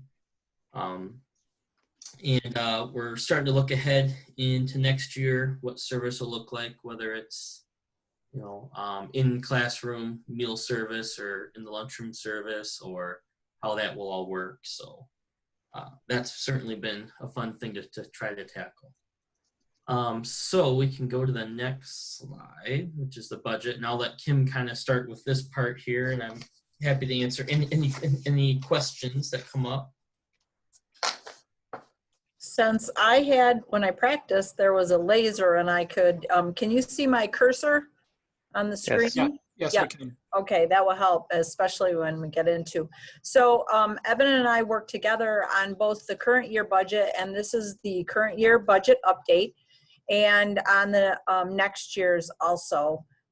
Actually, what you're looking at here, this red number, we had originally budgeted a revenue of $2.1 million, and this is 100% due to the COVID close. So we are now at 1.692. We know the amount that we've been getting for the summer feeding program, all of the work that food service has been doing to deliver those meals. And we have an estimate on what that will be for June. So that is pretty much what our revenue will be. If you remember when we did our original budget, we had estimated that our contracted service would go down this year because Evan had done a great job at reorganizing his org chart and reducing the EDGE staff and bringing some of the organizers into Holt Public Schools. And so we had increased that. And so these numbers for the salary benefits and the contracted service, really all we're doing is adjusting to what is now actual. We also know that as Holt Public Schools had paid all of their employees like we were required to get full state aid, that means that actually we are paying more than we usually do because people take days off or they're sick or they're not getting paid for some reason. And now everyone is getting paid full days, full contract. So those are all adjusted. The food is a decrease. Evan has done a great job at using inventory. So as soon as COVID hit, he consolidated all the kitchens into the main kitchen and has been using those too. The capital outlay, Evan had showed you, I think 2 meetings ago, the total of the capital outlay and the increase in there. And he had removed the coolers at the 2 buildings based on COVID and what we're looking at in our budget. So, and if you have questions, both Evan and I are going to tag team those, and I will defer to Evan on any of the details. And then we would need you to do a adoption of this budget update. So when I was there last week, I noticed there's a reefer truck out back of the high school. Where is that in the budget? How is that? I assume you have to rent that. Correct, yes. So you know, as if everything wasn't enough, the main campus walk-in freezer compressor died. It lasted 18 years though, so that's pretty good. Can't ask for much more. That one, it's not necessarily in here, but it's thankfully it was about less than $1,000. Rider transportation really helped us out. I'm really grateful to them for that. So the hard number is not necessarily in here, but it's not a huge impact. At least.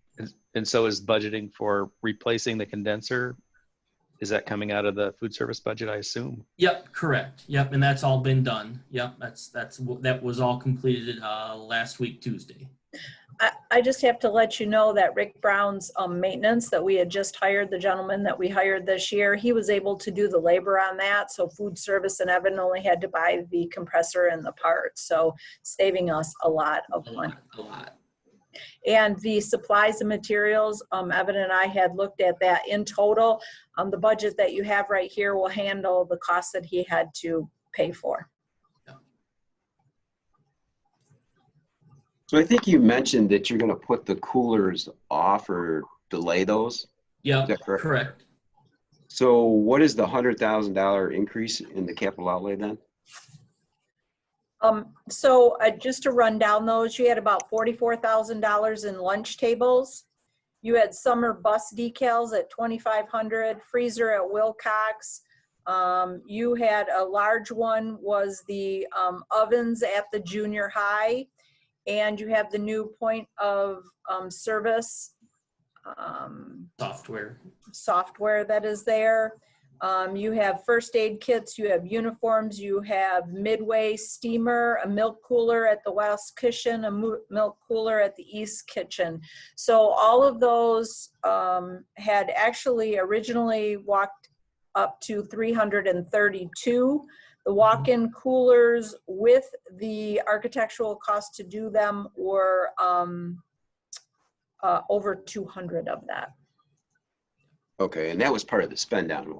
That was part of the spend down, yes, but COVID helped us with that. Yes. Okay.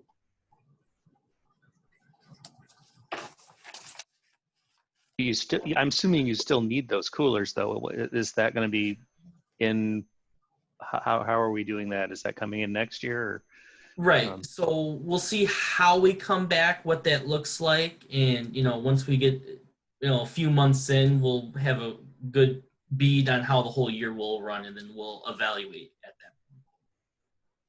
So it's not gone, but we just put the brakes on for right now to see what the future holds. Okay, thank you. Yep. So we would look for a motion to update or to approve this updated budget for 19 and 20. Yes, please. I move to approve the revised budget for the food service fund. I'll support. I have a first and a second. Any discussion?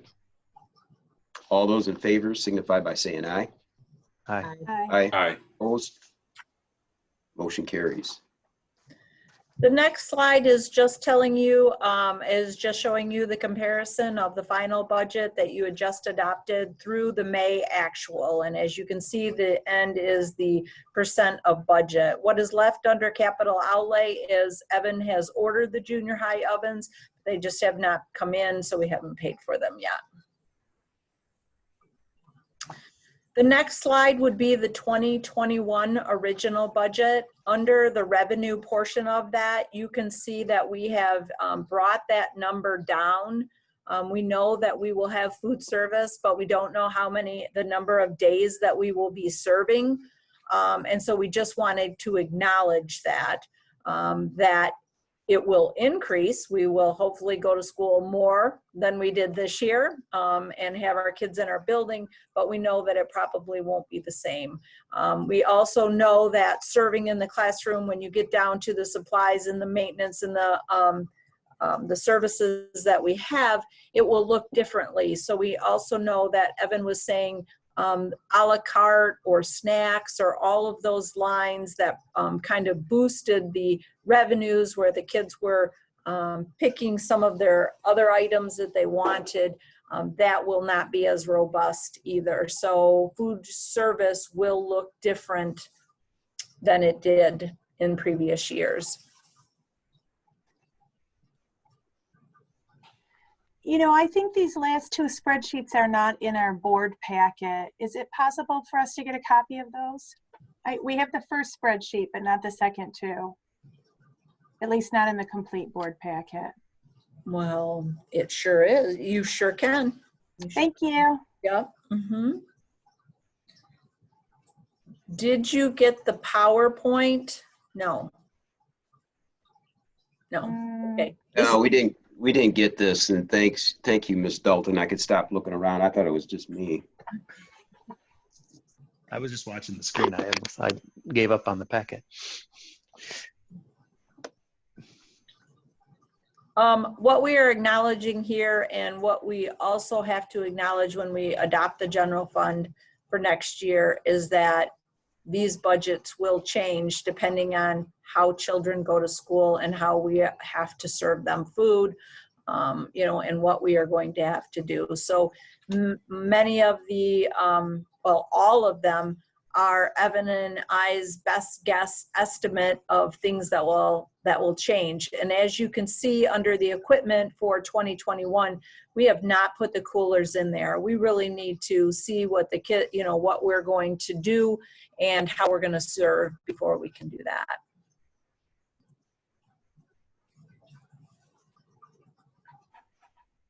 And then we're looking at too, you know, the one goal that we have is to try to make sure that we utilize all of our staff as much as, you know, possible. So even though we might be getting rid of like the a la carte line being open, you know, we don't want to just tell that person, you know, well, you're going to be home now for the whole school year. You know, we can certainly use that person because if we're packaging meals, for example, to go to classrooms, it's gonna change the whole dynamic of our work day.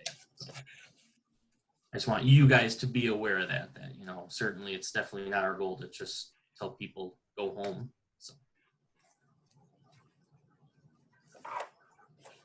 And that projected fund balance, that gets you under what the state was looking at? Yes. Mm-hmm. Yes. For next year, the 3 months reserve, which would be the fund balance maximum calculation in the original budget for 2021, that calculation comes out to be 666,000. So we are well below that.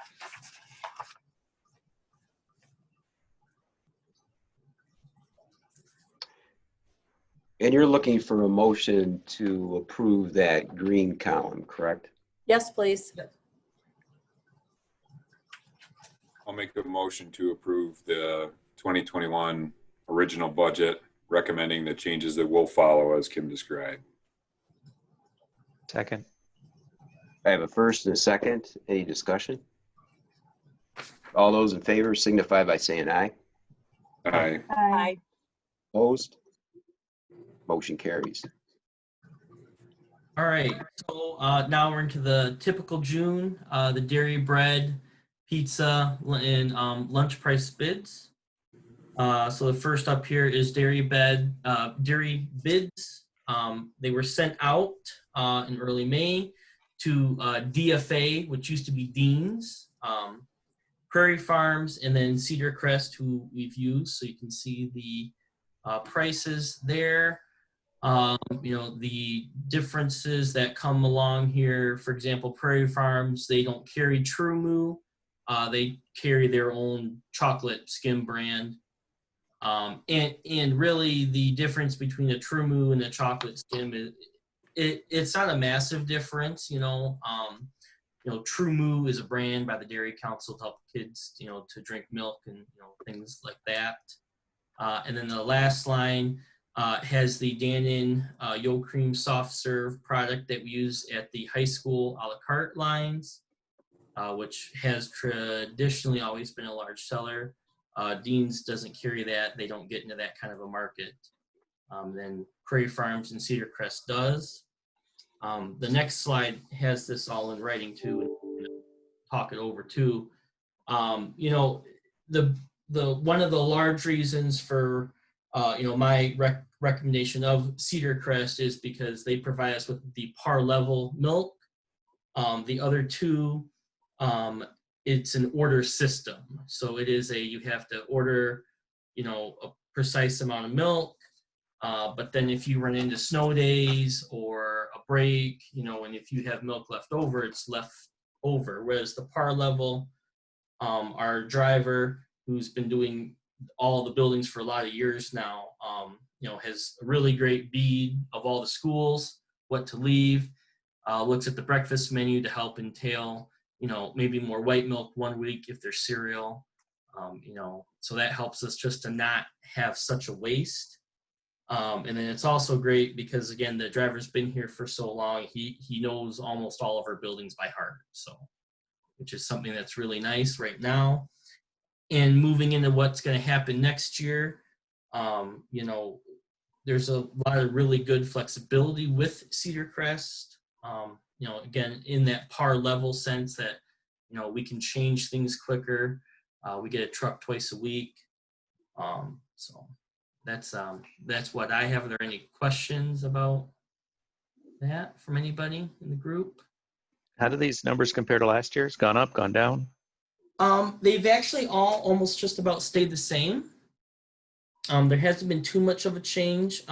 One thing that is an interesting side fact, Prairie Farms gets all their milk packaged by Cedar Crest. So it's just the way the world works. So.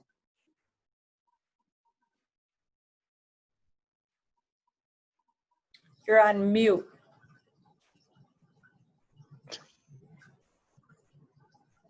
Thank you.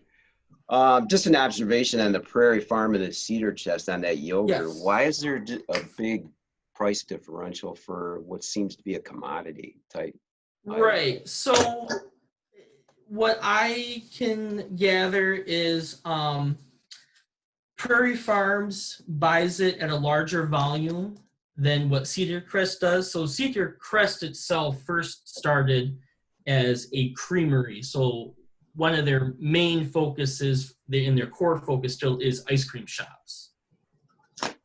So they focus a lot on more of the milk and the ice cream versus the frozen yogurt. So they don't buy as much from Dannon, so then they don't get the same price. Okay. And then just for a frame of reference, to when we use the gallon container that we pull out of the freezer, that goes for about 5 to 7 days of service. So it's not like we're burning through these left and right. We do get a pretty good life out of the 1 gallon. Good.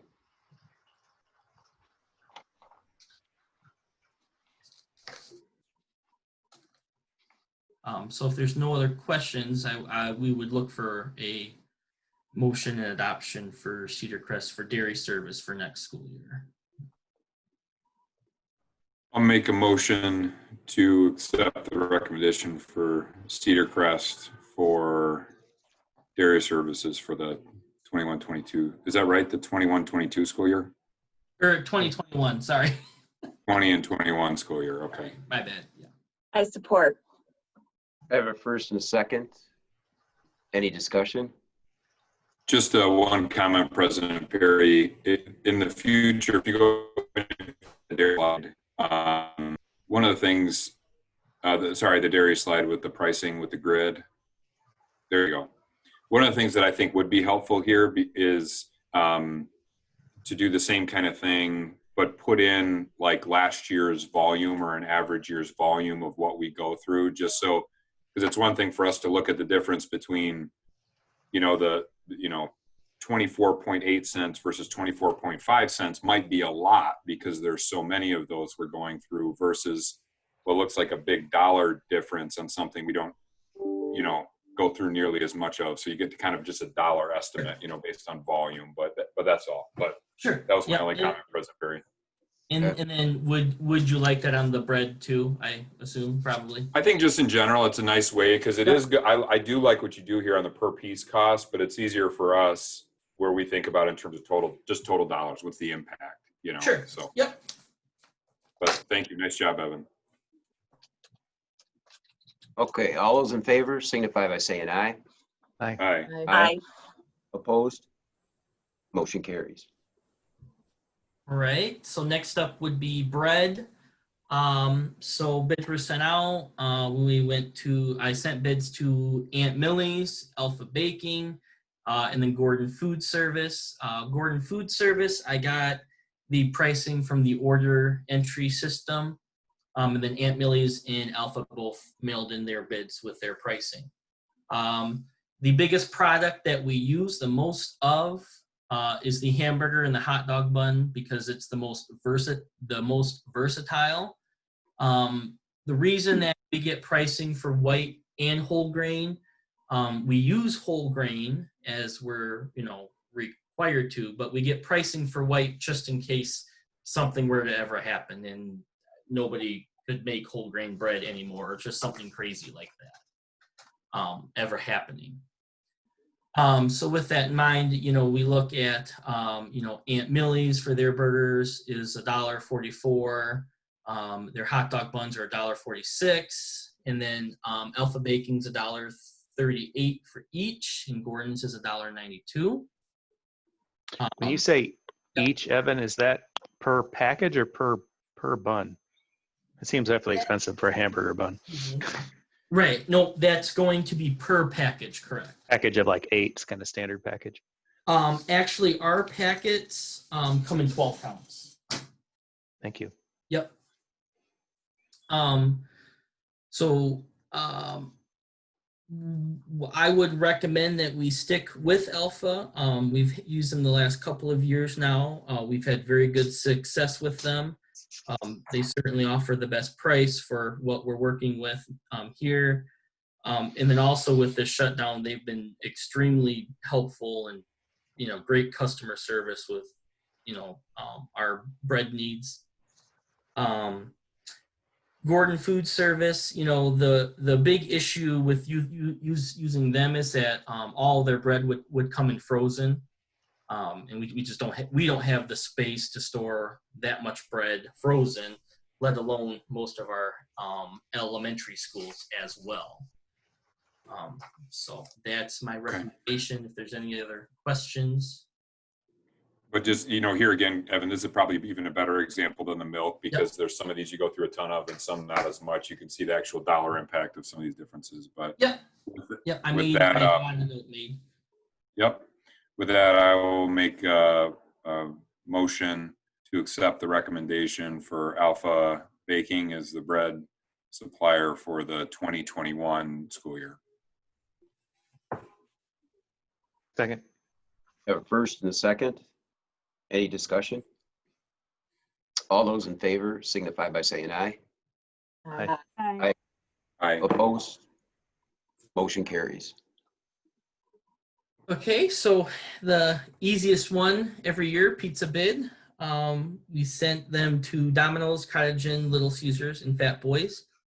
And Domino's responded a few days afterwards. I did get in the mail a response from Cottage Inn. However, I wasn't able to accept it because one, it was late, but then they did not supply the required documents that we asked for. So I can save you some time on this one, Evan. Looks pretty straightforward. So I will, sorry to interrupt you, but no, that's fine. It's pretty quick. I will make a motion to accept Domino's as the pizza supplier for the 2021 school year.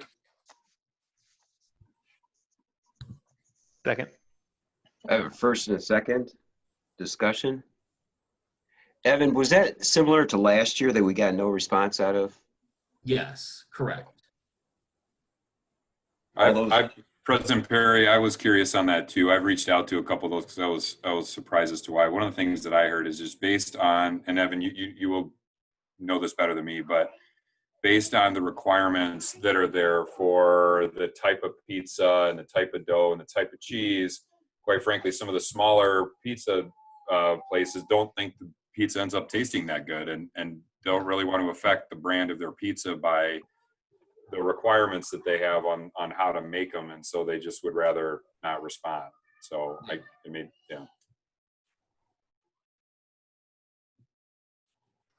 Interesting. Okay. All those in favor signify by saying aye. Aye. Aye. Aye. Opposed? Motion carries. All right. And the next is the PLE, or the Paid Lunch Equity Tool. We bring this to you each month, or each year, excuse me. So this is right from USDA, which determines lunch prices for the next school year. This is just a brief picture of the same 3 sections that we show each year, just showing the average weighted price of $2.99, the rounded down to the nearest nickel, $2.95. So technically, it would be telling us to raise our lunch price. However, I am recommending that we do not change our lunch prices because 2 reasons. One, we can utilize a waiver from MDE and USDA that because we had a fund balance the previous year, we don't have to raise lunch prices. And then the second reason, just this is not the right year to raise lunch prices and breakfast. So on the next slide, what I would be asking is for adoption of the pricing for next school year, which is the same: reduced breakfast at 30 cents, paid breakfast K through 12 at $1.60. Reduced lunch is 40 cents, paid lunch for elementary K through 4, $2.60, 7 through 12, $2.85, and then salad meals, which are offered at 5 through 12 at $4. So, are there any questions? I move that we accept the recommended lunch prices for the 2021 school year. I'll support. Have a first and a second. Any discussion? All those in favor signify by saying aye. Aye. Aye. Opposed? Motion carries. Okay, and then the last thing is, again, each year in June, the negative meal account procedure.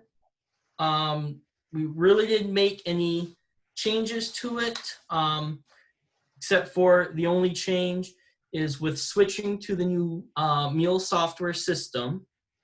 The biggest change for our families is going to be, as I kind of mentioned, I think a couple months back, each student will have their own pot of funds now versus a single family pot, right?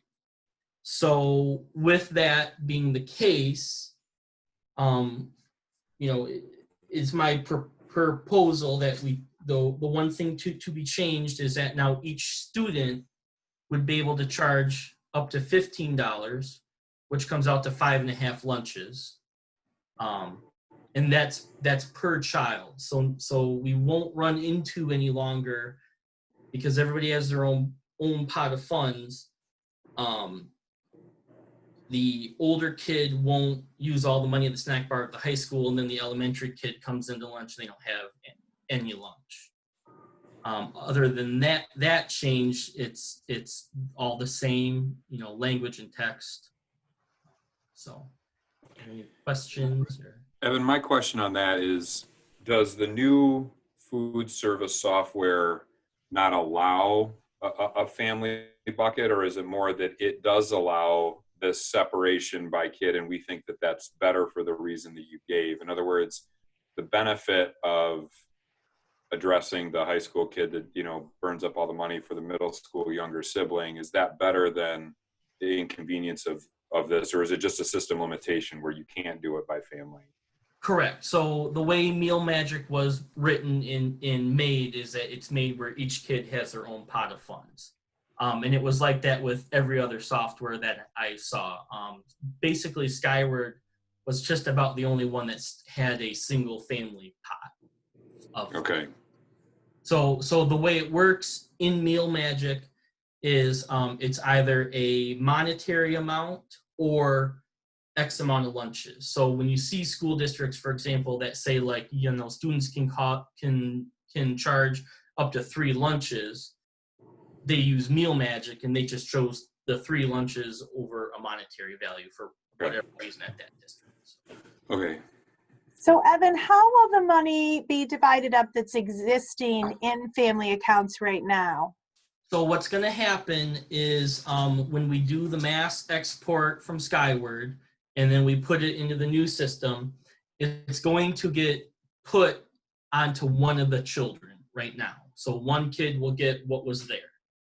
Then the parents get in the mail and email a sheet to log on to their account, and then in the mailed version and also electronic will include a how-to guide. Then the parents can free of charge online move money between students.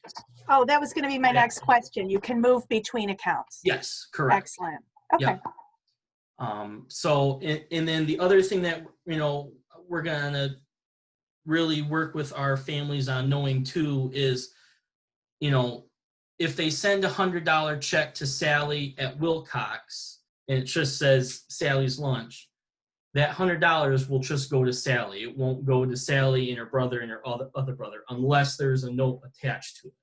Gotcha. So that'll be a big change for our parents, and we're already ready for the phones to start ringing, but parents can at any time move funds back.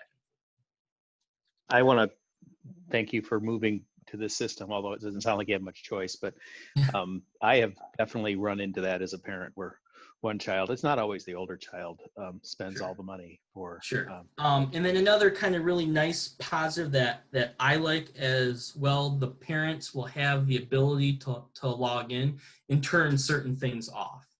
So if they don't want their kid to buy cookies or a juice or something, they have the control to actually go in there and turn that off.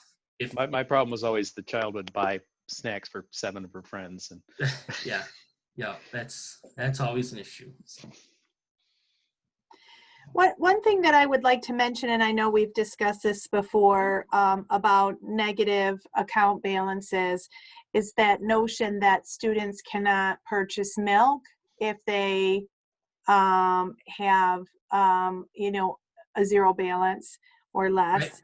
And I get that if we want to limit their buying a la carte items, Sure. that makes sense. Milk, that's a tough one for me. I know we talked about this before, and I don't know where we settled on that, but I just think it's unfortunate that a student can't go in debt.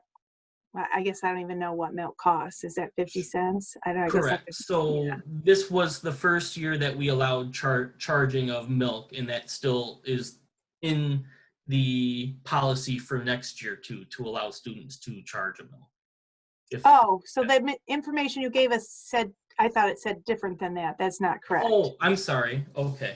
No. So when we met last June, we actually talked about this, and like you said, and so all this year they've been allowed to charge milk. I think we put a line in here. If not, I can double check and certainly add a line and send that to you guys as a copy. If you'd like, in the negative account procedure document. Evan, are you talking about the policy that's on the website? Correct, yes. Not the documents that they have. I'm sorry, yes. Okay. Yes. But to answer your question though, yes, we have been allowing students to charge milk this year, and that would continue into next.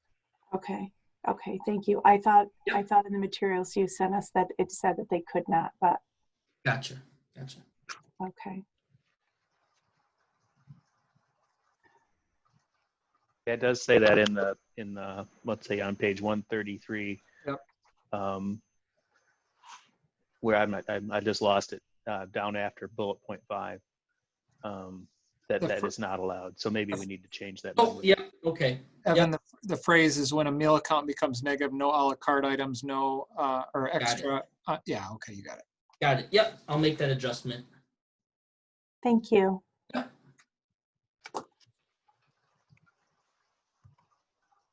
So that's all, unless there's any other general questions for me or. I just wanted to ask you about community eligibility provision. I know we talked about revisiting that each year when the information came out. Yeah.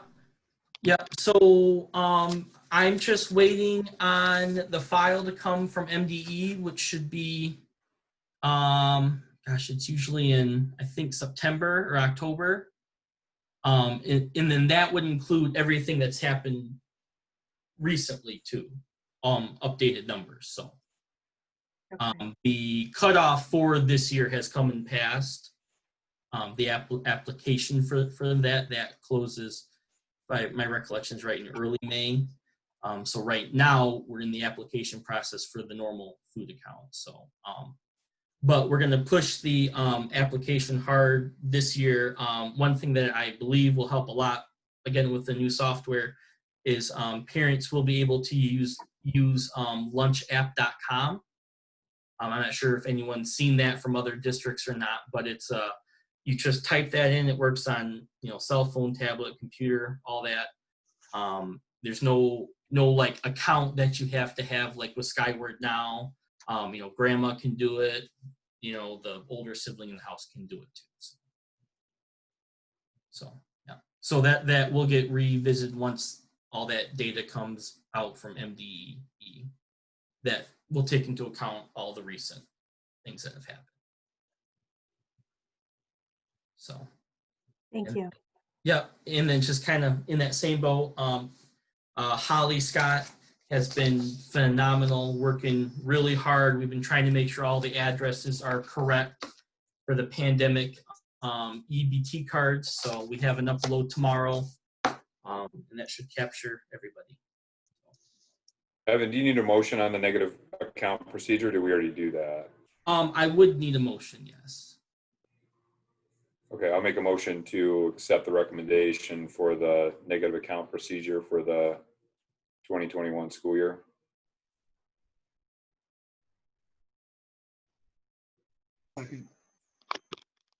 Second. I have a first and a second discussion. Evan, the only thing that incorporates what we talked about, Elkhart milk. Yes. Yes. Right. Yes. That change made. Yep. Okay, just so we're clear that that's okay. Yep. All right, all those in favor signify by saying aye. Aye. Aye. Aye. Opposed? Motion carries. All right, thank you both Kim and Evan for the food service update. We'll move to the SRO report, and I thought I saw Deputy Bellinger on here somewhere. Okay. Yep, he's here. So good evening. Last month of May, I responded to 43 calls for service, made 14 school checks, 17.3 hours in community policing, and 8 hours in training. A couple highlights was, the big one was the senior breakfast. I was honored to be invited by Mr. Willard to attend that and wish the seniors well.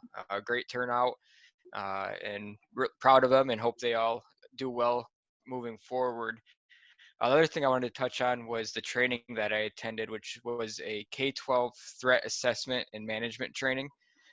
Going into it, I thought it was going to be talked about, focused on doing threat assessments on the building level, but it's actually more on the students. And in hindsight, I wish I would have been able to invite some administrators to attend with me. But basically, it talked about when you're given a situation where, say, a student in English class writes a poem about wanting to kill someone or hurt themselves, that's recognized by the teacher. Then it's brought to the threat assessment team that's formed within the building, with a school administrator, counselors, social workers, and that whatnot, to conduct an investigation and then try to get that student some help or determine if anything else was necessary discipline wise or otherwise. So really cool training, and definitely would highly recommend it. So that's all I have for this month. I am back full time, so back on the road, and I'll be around town. So hope to see you guys out there. If anyone has any questions, I'm happy to answer them. Thank you, Deputy Bellinger, for everything you do. Appreciate it. Thank you. Well, if you're back on the road, I hope we don't see each other. Yeah. Right? Well, yeah. Just All right. wave to him. Yeah, exactly. All right. I think the HR report, maybe Dr. Hornak, you're gonna pitch. I will. Pete has, he serves on a board in his community on Monday nights, so he's in conflict With that, I just have two things to highlight. We did pick up another teacher retirement, and that happened just recently to take effect at the end of this particular school year, or more specifically, June 30th. And then we are losing Paul Lang out of our tech department. Now, Paul was hired to be our Skyward expert, and so the key piece of that is Skyward.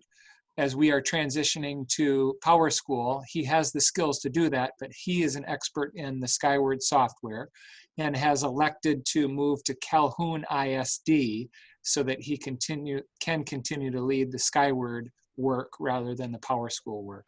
So that's a loss to us, but we understand his desire to stay in that, if there's 3 or 4 different SIS software programs, he wants to stay with Skyward rather than Power School. So short and sweet.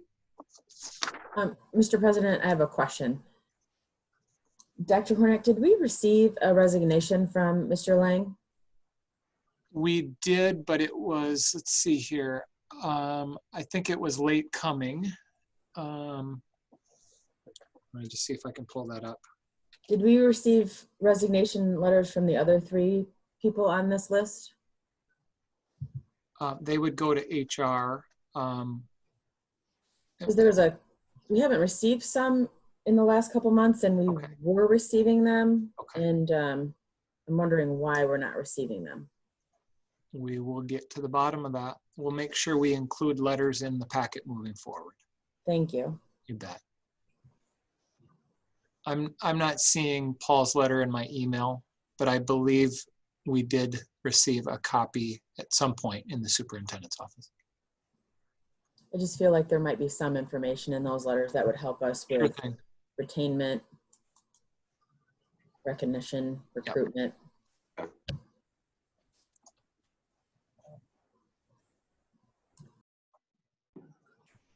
So you'll make sure those are included in You bet. You okay. bet. Next month's. Thank you. All right, we'll move to financial matters, and Kim, you got a marathon here. I do. Buckle in. We should all stand up, stretch before we get back down. But the first 8.1 is your monthly financial packet.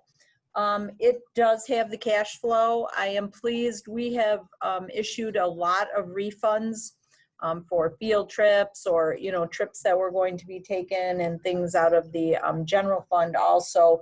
And of course, you can see that the miscellaneous cash is down, but the expenditures are down too. So we've been monitoring those closely. If you look at the budget through the May activity, you'll see that is the proposed budget. And that proposed budget does have some differences. We'll look at those in a minute.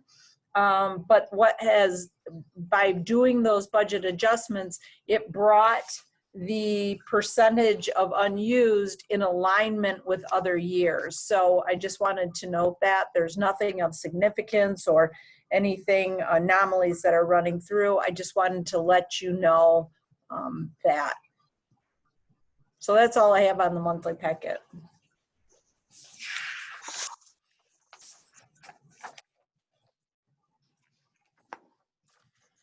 Unless you have questions, I will move to 8.2, which is this is a standard compliance resolution authorizing the issue of our state aid note. And in this resolution, there's really 2 points that you need to know. Number one is we are proposing to borrow $4.8 million. This current year, we had to borrow 4.2. Actually, with the increase of the students that we had, we probably over borrowed this year, but we did not know our state aid or the student count. So there was some anomalies there. But this year, I have given them the budget assumptions that we will go through in a moment.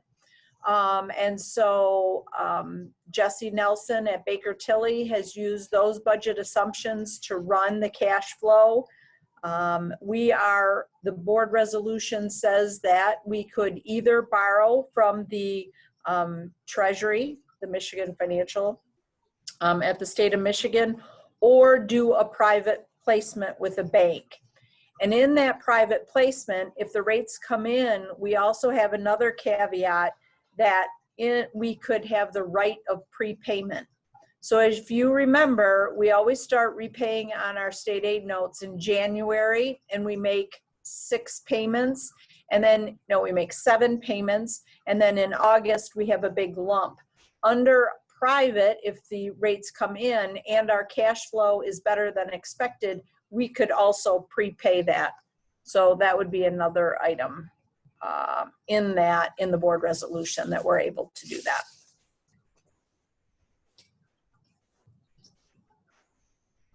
Also, one last thing that I should say, if we get a adoption, if we get the state of Michigan comes up with a per pupil allocation and it is less than the reduction that we have made, we can re-up and not have to borrow 4.8, maybe only 4.6 or whatever that is. So we have some options.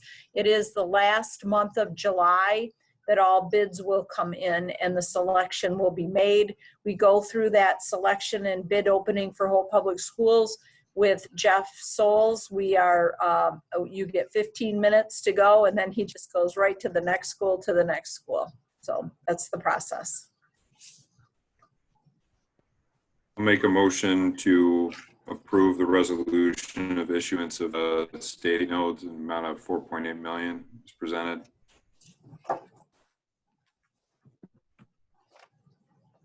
I have a first. I'll second. I have a first and a second. Any discussion? Can I ask, Kim, in your opinion, is private rates or state rates? Do you have an idea which will come in better? Sure. 2 years ago, the rates came in better for private. We borrowed with PNC. Last year, we borrowed with the state. So they are all very competitive. All right, thank you. Mm-hmm. Any other discussion? All those in favor signify by saying aye. Aye. Aye. Opposed? Motion carries.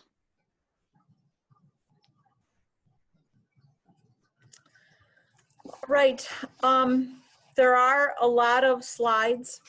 I want to, it is going to be a bumpy ride with this budget as the state tries to reckon with the deficit in the state aid. So I am going to go through what we know, the assumptions that we made, and I want you to know as a board, if we have more information and the deficit has been remediated or aligned, or there's a new per pupil and we know what our portion is, we'll do our first budget update in the July board meeting. And then we could do another one in the August, and we could concentrate on what we know. So I just want you to know that this is not set in stone, and I will say that several times.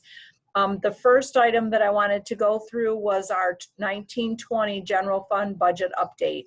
And I want to concentrate, there would have been minimal adjustments if we had the coronavirus had not hit, and we did not have the expected loss of revenue. And I show you this slide because, number one, the state aid has a $1.1 billion hole in its state aid fund. But the state of Michigan, if you put the general fund with it, it's 2.7. So when that was found, the state budget director has 30 days to alert. So this went out on May 15th, the Revenue Consensus Conference. The state budget director has 30 days to write a letter to the legislators saying there is a hole in the budget. And after that 30 days, the state legislature can do nothing, and a proration, it's part of the state law, a proration goes into effect. So the legislatures can do nothing. Or the legislatures can say, we have some other money and we're going to play the shell game. We'll move a little over here, move a little over here, and it won't be 1.1 billion. Holt Public Schools share of that 1.1 billion would equate to approximately $660 per student. So they may find some one-time funds. The state has a rainy day fund. The rainy day fund is capped at 25% by state law. So you can't transfer out more than 25%. Now our legislators say they could, let's change the law and transfer out 50%. I'm not sure if they're going to do that. The letter hasn't gone. My understanding is they're not organizing yet on this issue.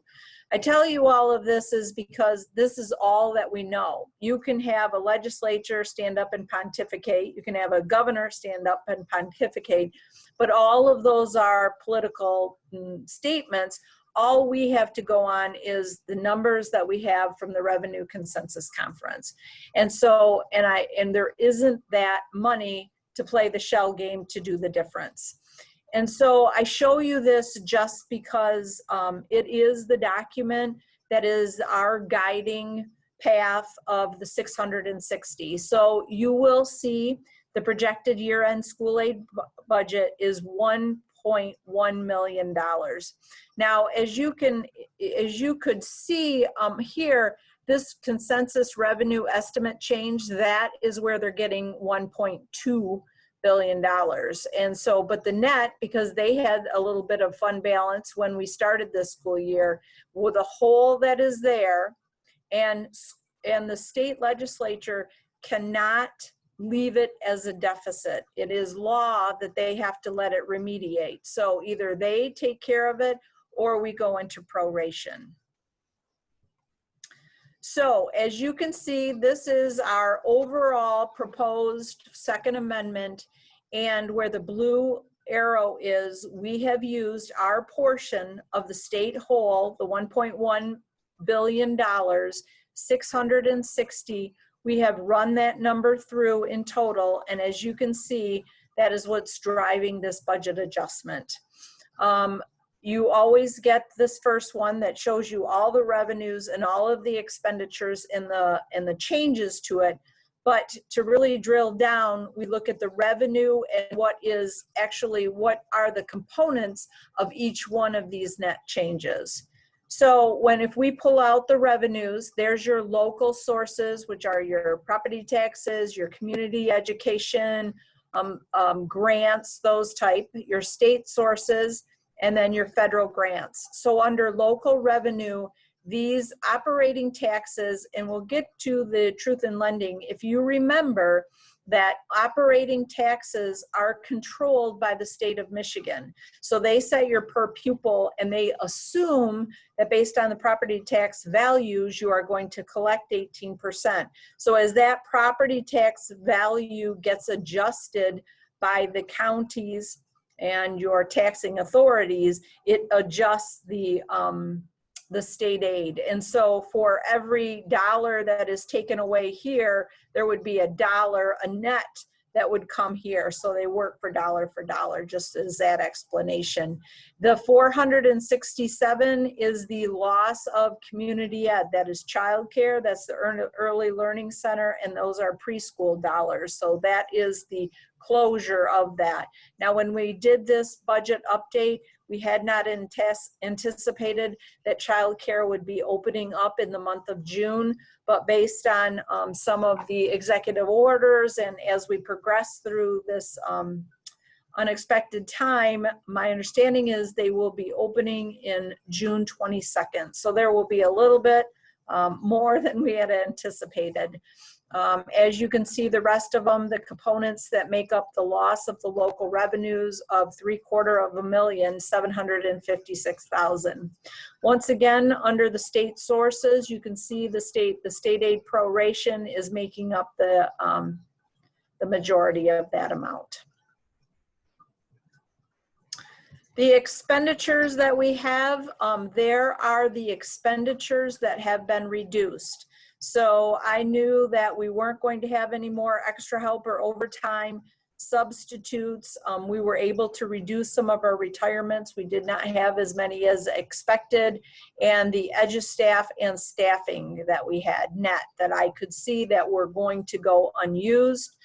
I went to the transportation department and facilities, and I could see the items that weren't going to be used because we were closed. And so that is just the first pass of not altering individual department budgets. I'd talked with transportation, I'd talked with facilities, and we had they had helped me to select those items. So we were able to already reduce $652,000. In that, I guess I would go back to the beginning, because if there are no questions, we do need to adopt the update.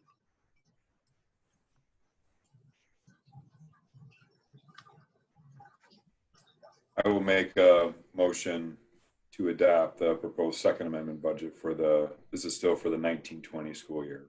Correct. Second. I have a first and a second. Any discussion? Just a comment that, as President Perry has pointed out before, this is why you need to get to a 10.2% fund balance as a percentage of your budget. Look what happened in 1 year. So, yeah, in 3 months. Yeah, right. Right. I stand corrected. Yeah. Yeah, Ms. Cosgrove, the 4.8% there that you saw is the ending fund balance. At 5%, we need to start reporting to the state of Michigan. Correct. Have you heard any talk about that being waived or changed, so that, you know, we make this late budget adoption for this cut, and now all of a sudden, you know, we fall into this, but really nothing to do with the school district on our part and how we operated it. Right. So the Michigan school business officials did sponsor a Zoom meeting with the Treasury. And that was one of the big questions, because, you know, 75, 80, 90% of us will all go down to 5% within the 3-month period when we close. And they had said that they would look at your historical. They would also look at your historical trends, where you were trending before this. So yes, there will be modifications to that. Okay, good. Okay, all those in favor signify by saying aye. Aye. Aye. Opposed? Motion carries. The next part of this presentation is a compliance. It is open to public comment. And so if there are people on here who would like to make comments, ask questions, we would do that. And most of the time I read this to you, but of course it's up on the big screen. The district does collect property taxes in both Eaton and Ingham. And we have 18 mills that have been approved by the district. We also had approved 2 additional mills authorized. We will look at those, but are being held to reduce mills in a statutory limit to the 18 mills. So 10 mills are levied on homestead and non-homestead, and they provide the funds for our debt funds.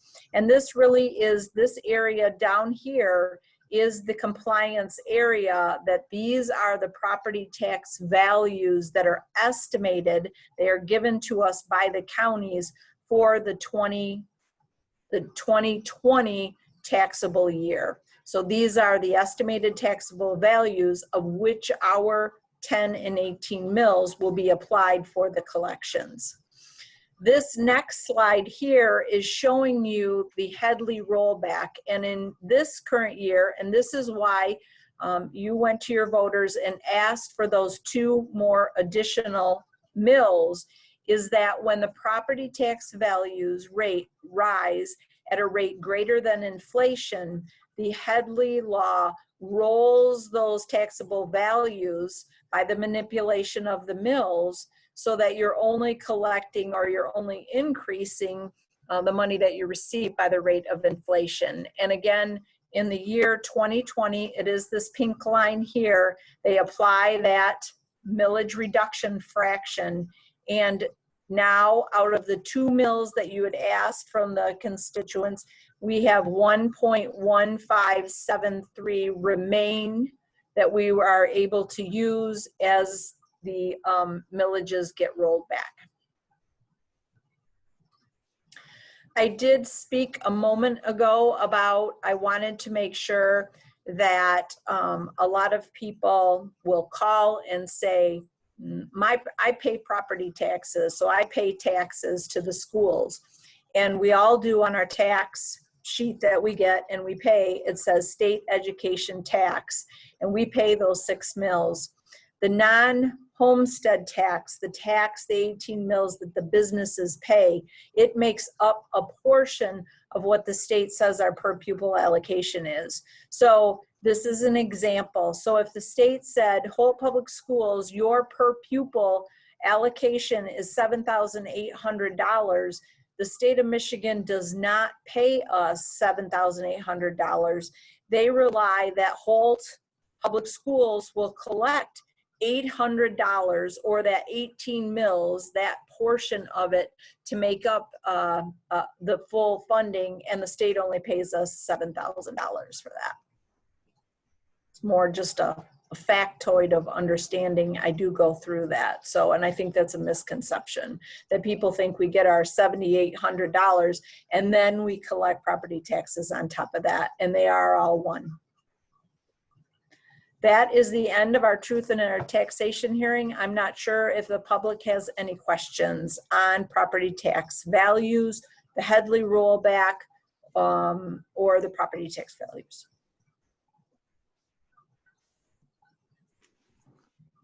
Leave that open just a little bit in case somebody has a question or comment.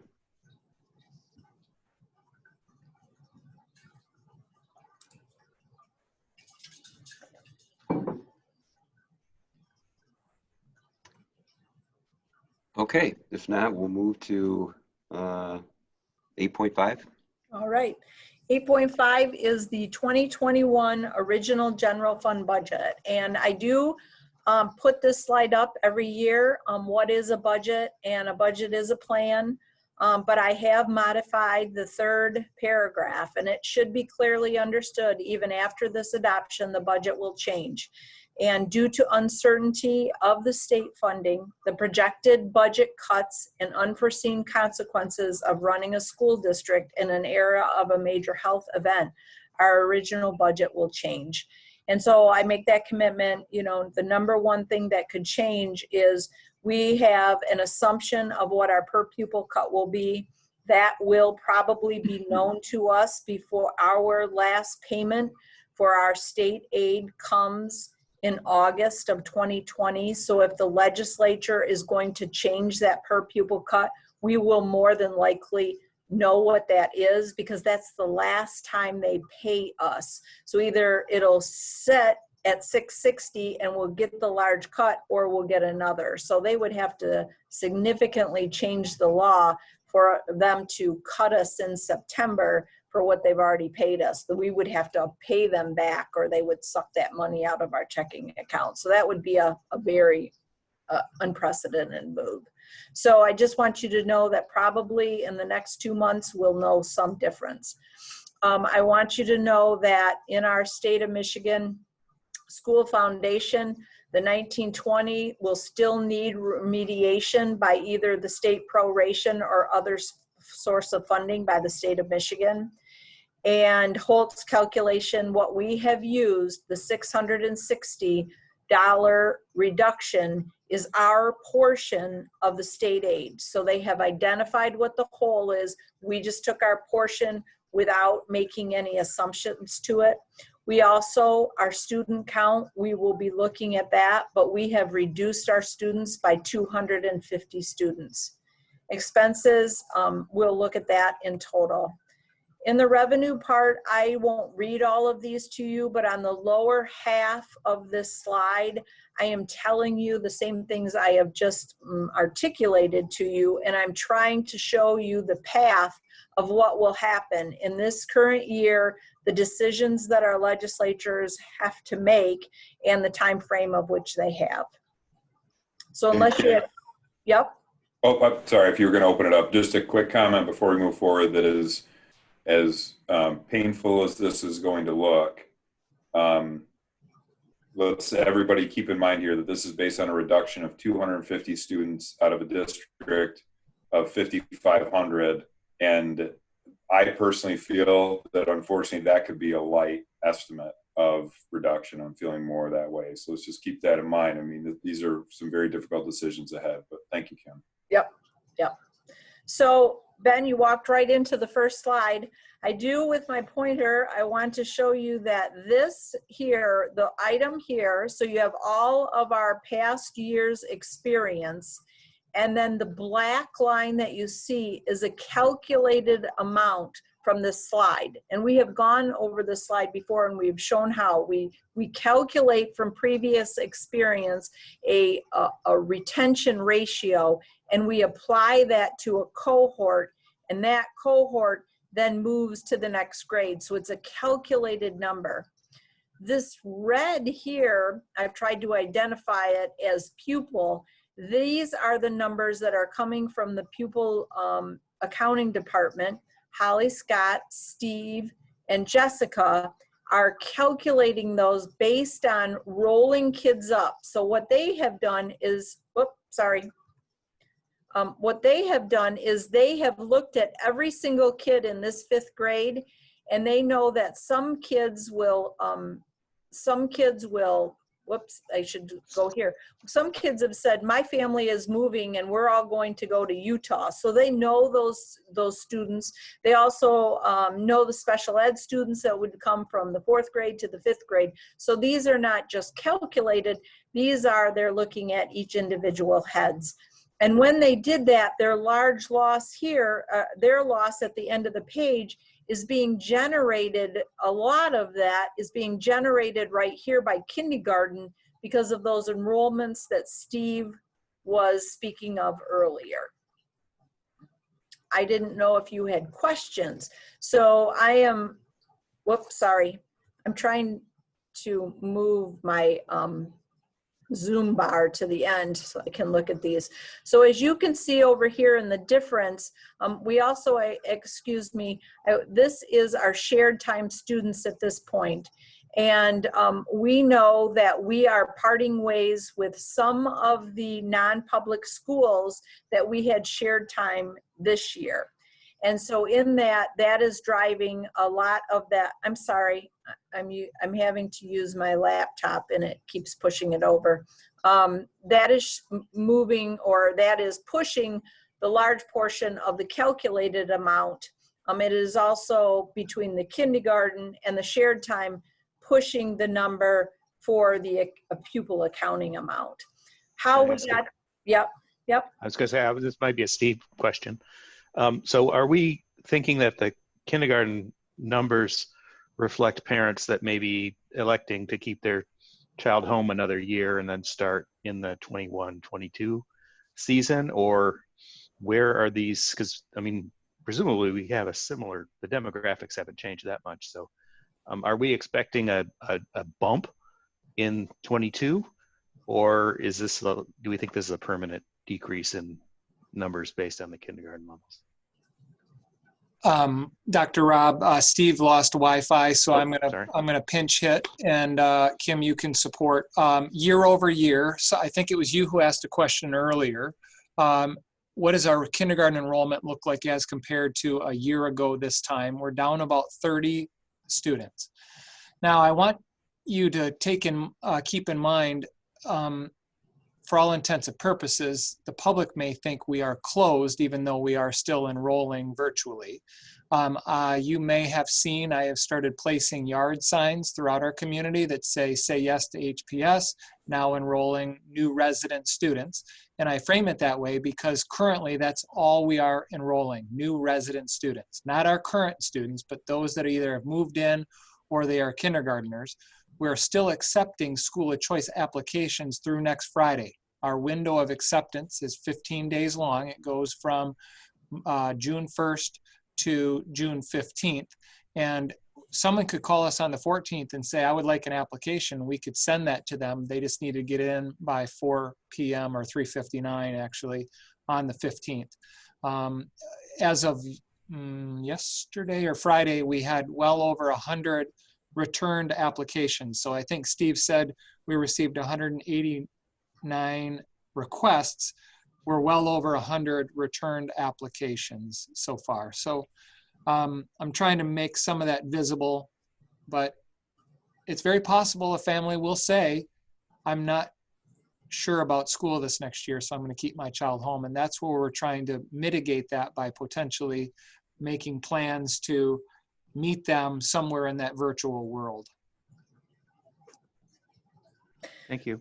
Just as another site, you have to know that the demographers at the state of Michigan, the children that were born 5 years ago, there are less today. So there are, the decline of students in the state of Michigan continues, and it is supposed to continue for at least 3 or 4 more years.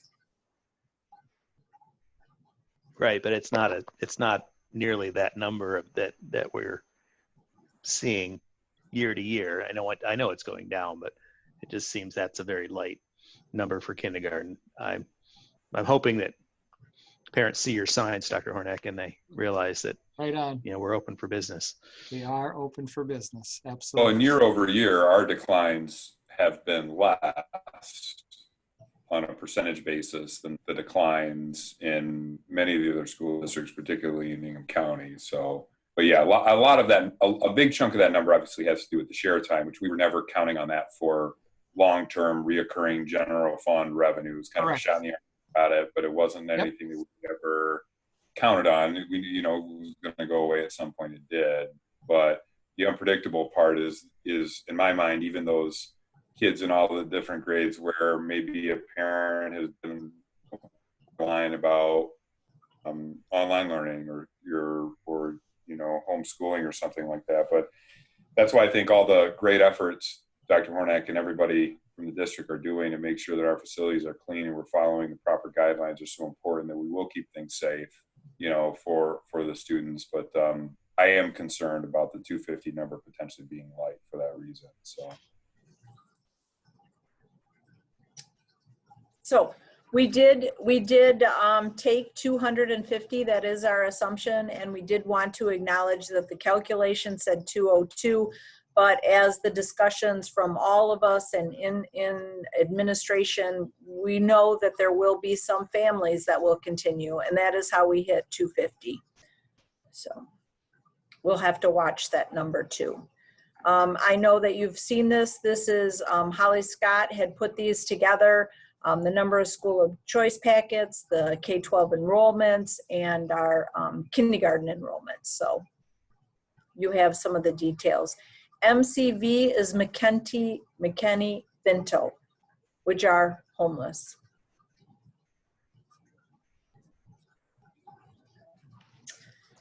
I am going to, this is the first attempt to start to put both of the numbers together. And in our budget update, as you can see, what we were trying to show in here is in this big first column, this is your blended population. So what we're looking at is the number here that was on our state aid report and what we were paid for. Sorry. The second column is your foundation grant, the per pupil allocation that you get, and then it just totals them together. As you can see in the year 2011-12, the state of Michigan had to reduce our per pupil allocation by $470. What you don't see on here is we were getting some ARA money too, and they also reduced that in the same year. But as you can, I'm just trying to give you context or relevance. As you can see, starting in actually 2015-16, we started to have some revenue increases as a district and actually almost as a state of Michigan. So with the students, and then the state was able to give us some increases. What we have done is we have shown you, and you will see it flow through, you just did, we have assumed the per pupil reduction in this current year, the 19-20. You will see the total is around $3.6 million. And next year, we have still assumed the $660 loss, but then you've added the 250 heads that are lost for a total loss of $5.5 million. So that would be your loss. Now, all we can do are show you the facts that we know them. There aren't assumptions on here that, well, the state next year will come up with, and your cut will only be $300. It won't be $600, because my guess is good as your guess on what that is. All we are doing today are running the numbers of what we know and the hole in the state allocation. So what I'm telling you is, if we know more when we get to February, we won't take the 660, we'll take what we know is our portion of the state. So all this is trying to show you is the big picture before we get into the issues. In total, what our expenses or the details of our budget. Under salaries, to get to the expenses, we do have 5 unions. We have settled. They are not ratified yet, and we have not brought them to the board, but we have reflected what we have bargained for in our budget. And then we are, for bargaining in our budget, we have what we are bargaining for in the assumptions. Your health benefits, actually the state of Michigan sets hard caps. And so we pay them, we have to pay the hard caps. This is increasing our operational expenses because the hard caps go up every year. It's about $150,000 increase in our budget that has to be overcome or is absorbed. So when you're looking at the budget, you know that hard caps are increasing our health benefits by 150. The retirement rate also went up. Today, we pay for every dollar we pay in a wage, we pay 27.5% back to the state of Michigan for the retirement. Next year, on the same dollar, we would pay 28.21% back to the state of Michigan. In total, if everything stayed the same, we would have to pay the state of Michigan back approximately $225,000 more than we did today. So that is reflected in the budget that we have, that increase. The staff, the district has had 7 teacher retirements and resignations, along with some support services position. And at this point, due to the state funding concerns, these positions have remained unfilled.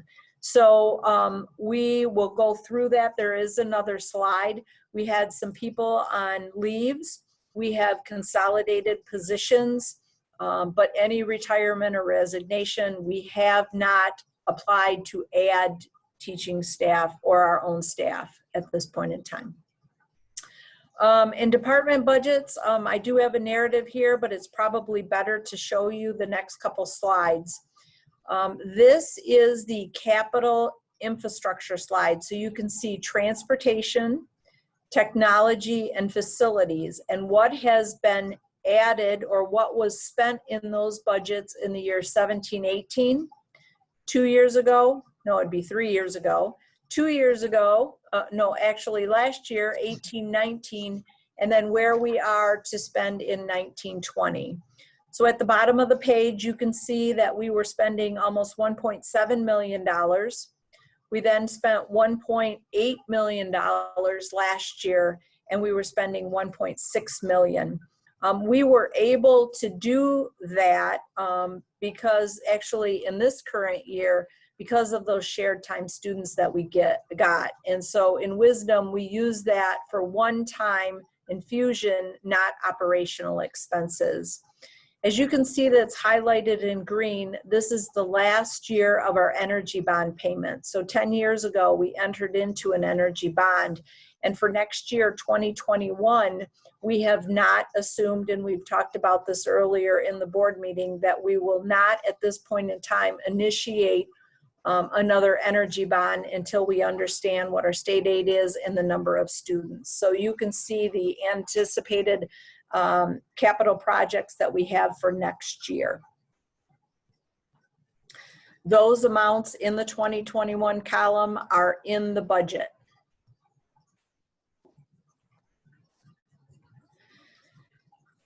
This next item is the budget reductions that were taken for the 2021 original budget.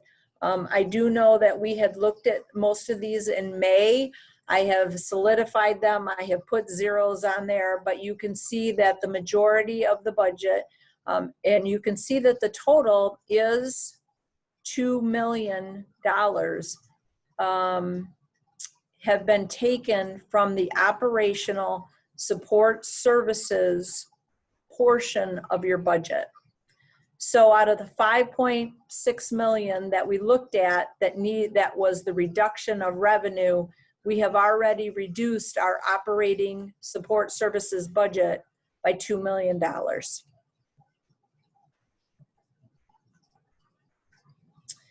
In the budget, you will also see the staffing, and this is actually part of your board policies for what is required to be shown. This sometimes gets a little out of whack as we look at it, because when you go back to the actual, it's how many actual people we paid or that were budgeted. So it kind of gets a little hinky because you might have paid somebody for half a year, so we put them in there. But I did want you to know in that 327 number for teachers, you had 4 retirements, 3 vacancies, 3 resignations, and actually you have 2 people that are currently on leave in this current year that will be coming back. They have the right under their contract to come back and fill some of those positions that we have. So I wanted to let you know that. One of the other items that you see here, if you go all the way back to the start of the slide in the first column in 2010-11, we had 337 teachers there. We had 5,849 students. When we get to the end of the slide and you look at the budget for 2021, we have in the budget 327 of our own, and our own student blended count is 5,303. So it's a loss of what, 550 students. Now you need to think about that. It's not one cohort, they're sprinkled all over the district. And so you can't proportionally think, oh, we can cut teachers. Okay, we had 25 loss of kids, so we have a reduction of a teacher. That's not. But it is irrelevant. It's a relevant point to consider as we go through the next portion of what we have to walk through as a district.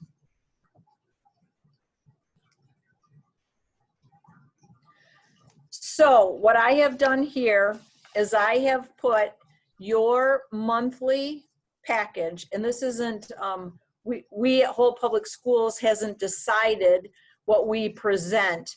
This is the required format by the state of Michigan. It shows the function, it shows the department.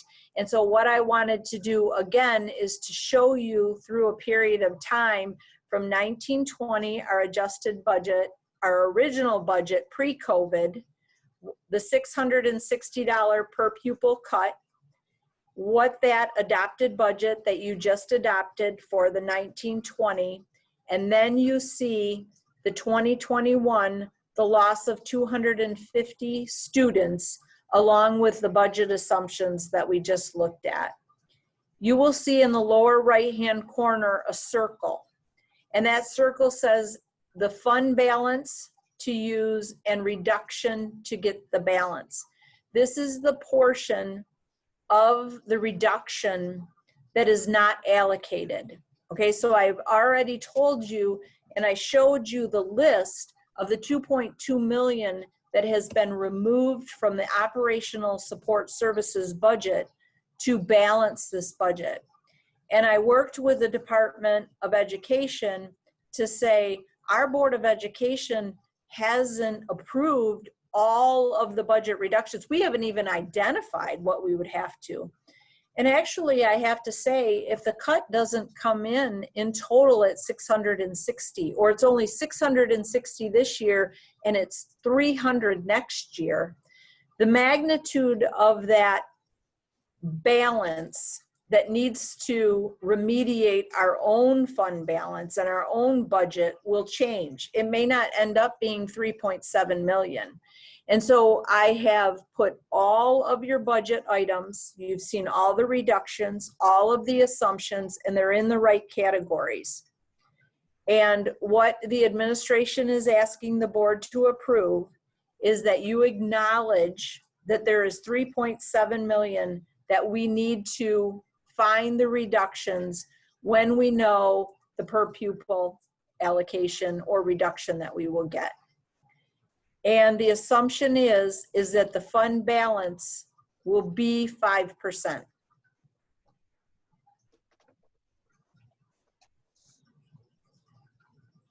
Kim, I will just comment to say that first of all, I support this approach, and moving forward in this regard, essentially finishing with where we're comfortable with the fund balance falling to, and then backing into what the reduction is that we're going to have to make, recognizing that we don't know how we're going to get there yet because there's so many unknown variables. So I'll support that.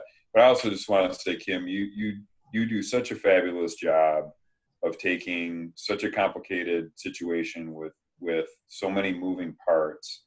You do it in a normal year that still has a lot of challenges with prediction. But just the way that you walk through this, for anybody who was watching and didn't even really understand how school finance went, explaining what's driving it and the why we get to here to a very difficult situation to be in. Not the hardest decision we'll make, because at some point we're gonna have to figure out how to actually make the decisions that will fill that bucket that we're identifying in terms of a pretty big number. But I support it, and thank you for your work with this. Thank you. Thank you. Yeah, I would just add to that, you know, on the corner of my desk, I've got, this is number 4, budget adjustment. I mean, the amount of work that you've had to put into this ever-changing, you know, I just hope that we all understand that and appreciate the efforts that you've done, because like you say, I went back and looked at those, you know, to try to figure out how we started here and we got here and then we got here. And I was amazed at, you know, this is number 4 and this is only the beginning. Right. So, you know, thanks for keeping on top of this, because as everybody can see, you know, just one change just took, you know, half our fund balance. That's right, in 3 months. In 3 months. So I would ask you, let me go to the, I would ask you, this next slide takes everything else away. It does show you the 2 big numbers that are there, the big assumptions that we are waiting on, and this would be the proposed budget that I would ask you to adopt. I do, Dr. Hornak, I do know that you have spoke to the board. We do have a citizens committee. We are gathering stakeholders, and assuming that that would start after the 4th of July, we will know more, hopefully, from our legislature. And when we have that, we can start to infuse knowledge of where we're at, where our money sits for those committees. Very good. I will, sorry, wrong choice of words, not very good at all, but it is what it is. I will make a motion to adopt the first original budget for the 2021 school year.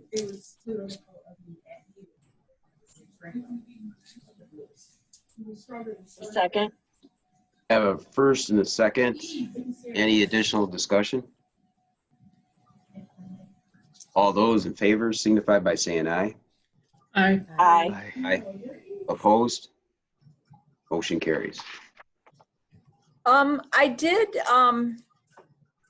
want to, thank you for adopting that, by the way. I did want to start the conversation, and this is a piece of information for all of you, and to ruminate on before we start with our stakeholders. The items in blue have the teaching and the learning. So the basic programs are the kids in the classroom, special ed, and the pupil and the instructional are the health and the speech and the libraries. Those are all in blue. And I quantified those to the total, as you could see, the total expenditures. And then the pink are your support services. So the blue take up 73% of our budget. The pink or the amber take up 27% of the budget. This is already, the 27% is after the 2.2 reductions, $2.2 million worth of reductions that you just saw on the previous slide. And so I just want to start, if you go back and you look at the review slide, the slide 22, you will see that those reductions that are there have been taken out of these areas. So I just want you to start to conceptually think about where your money is when you look at the 3.7, which will end up probably not being 3.7. I don't know, it could only be 3, it could be 2.5. You know, and you could all say, oh, it's only 2.5, but my goodness, it's still $2.5 million that we have to. So this is just we still have a big job ahead of us.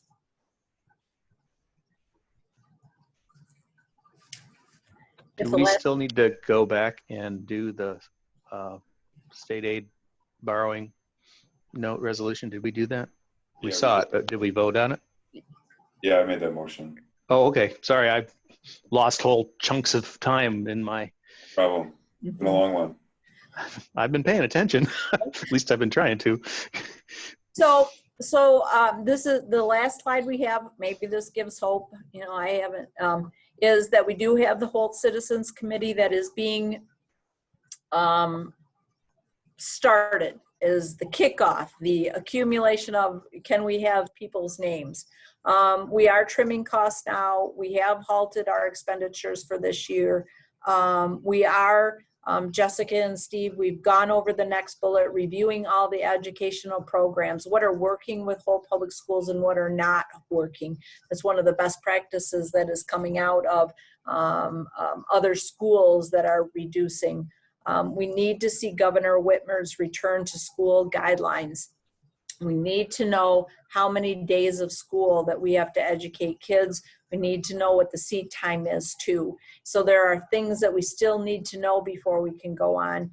The legislature determination, how do we start school? When do we start school? And we got to get the kids back. So if there was a pathway to those, I put those in those orders, and those will help us. You know, the first thing that I think we will know, I've already said this, it will be a change in that per pupil allocation. And when we know that, we will immediately update our budget, and that 3.7 reduction will change in correspondence with that. So we'll just keep updating. So every board meeting of what we know.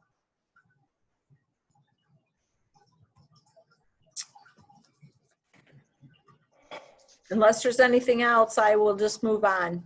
If you remember the last year, there was a governmental accounting standards that needed to be implemented. It was GASB 84. And what it said was the Governmental Accounting Standards Board finally realized that there was a whole bunch of money running through fundraisers. And we had looked at the 3-year adoption. We had made an original budget. You can see what has happened in those pots of money, those, they call them pop funds, picture funds, fundraisers, and you can see the revenues and the expenditures. Mr. Perry had called and he had said, do you know the GASB had suspended those or delayed it for 1 year? And I had said that is a very good thing, because we had done our internal work on our documentation of all of these to meet the GASB 84, but we have 2 PTOs. We have Wilcox and Horizon PTOs that Dr. Hornak and I had gone to those PTO meetings. We had educated them what the school had to do. We gave them some time to think, would you like to keep your money in Holt Public Schools? And we actually, it just becomes controlled by Holt Public Schools. Or would you like to move those out? You are your own independent entity. And both of them came back. They talked about it. They both called with questions. Could we do it this way? Could we do it that way? And they both decided in the end that they would like to remove their money from Holt Public Schools internal funds and manage them by themselves. And so one of the requirements, because both of them have, between the two of them, they have more than $50,000 of the total cash balance there. I had asked them before I cut a check, because who would I cut a check to? The treasurer of a PTO. They are in the process of filing with the IRS to get a federal ID number. And so once they get their name and their federal ID number, we can get those monies out. And so they are just doing those. And as volunteers, it usually takes them a little longer. So when they do that, we will cut that check. And what I'm asking for is if we delay our implementation of GASB 84, that will gracefully let them get organized and request their funds. And then we will wrap this into our general fund, which GASB 84 says that we should, well, actually a special revenue fund in the year 2021. That seems reasonable, Kim. Do you need a motion on that or just? Yes, you a don't need board motion. approval, right? Yep, a motion to delay the GASB and then a motion to adopt the original budget for 2021. Okay, so I'll do them in different order. So a motion to adopt the original budget for 2021, that includes a motion to recognize that we'll be delaying the GASB requirement for a year because of some of those fund accounts as described. Yes. Have a first? I'll second.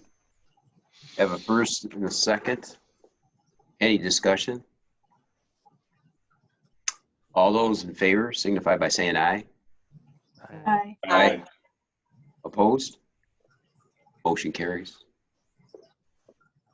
Oh boy, and we're done. Hey, Well, I'm just getting warmed up. Wait, what? I only lost 15 minutes of time in that whole thing.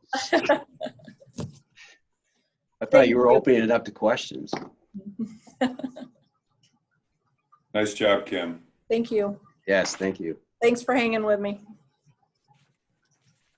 Moving to the calendar, Dr. Hornak, anything there that you want to highlight or add? I do. I just want everyone to know Friday is the last day of school for our traditional calendar students and staff. And we never dreamed that we would be ending our year this way. You heard me say that earlier. I really struggle with the end of each year, even though it's a new beginning, primarily because, you know, we have deep relationships with our students and staff and we need to send them out on their own. Now, again, we launched this whole thing, you know, several months ago. So it's just a different time of year. Then next Friday is the end of our balance calendar school year. And then we're looking at June 28th as commencement. And then we're back together for our statutory organizational meeting at 5:30. I'm highlighting that time because each year we start at 6, we run out of time. And each year I hear you as a board say, can we start a little bit earlier? So I would like to commit to a 5:30 start on that so that we're not pushing. If we go back to the last 4 or 5 years of board minutes, a 6 o'clock start starts us about 7:20 of our regular meeting. And I think we can make that adjustment on the front end with your support.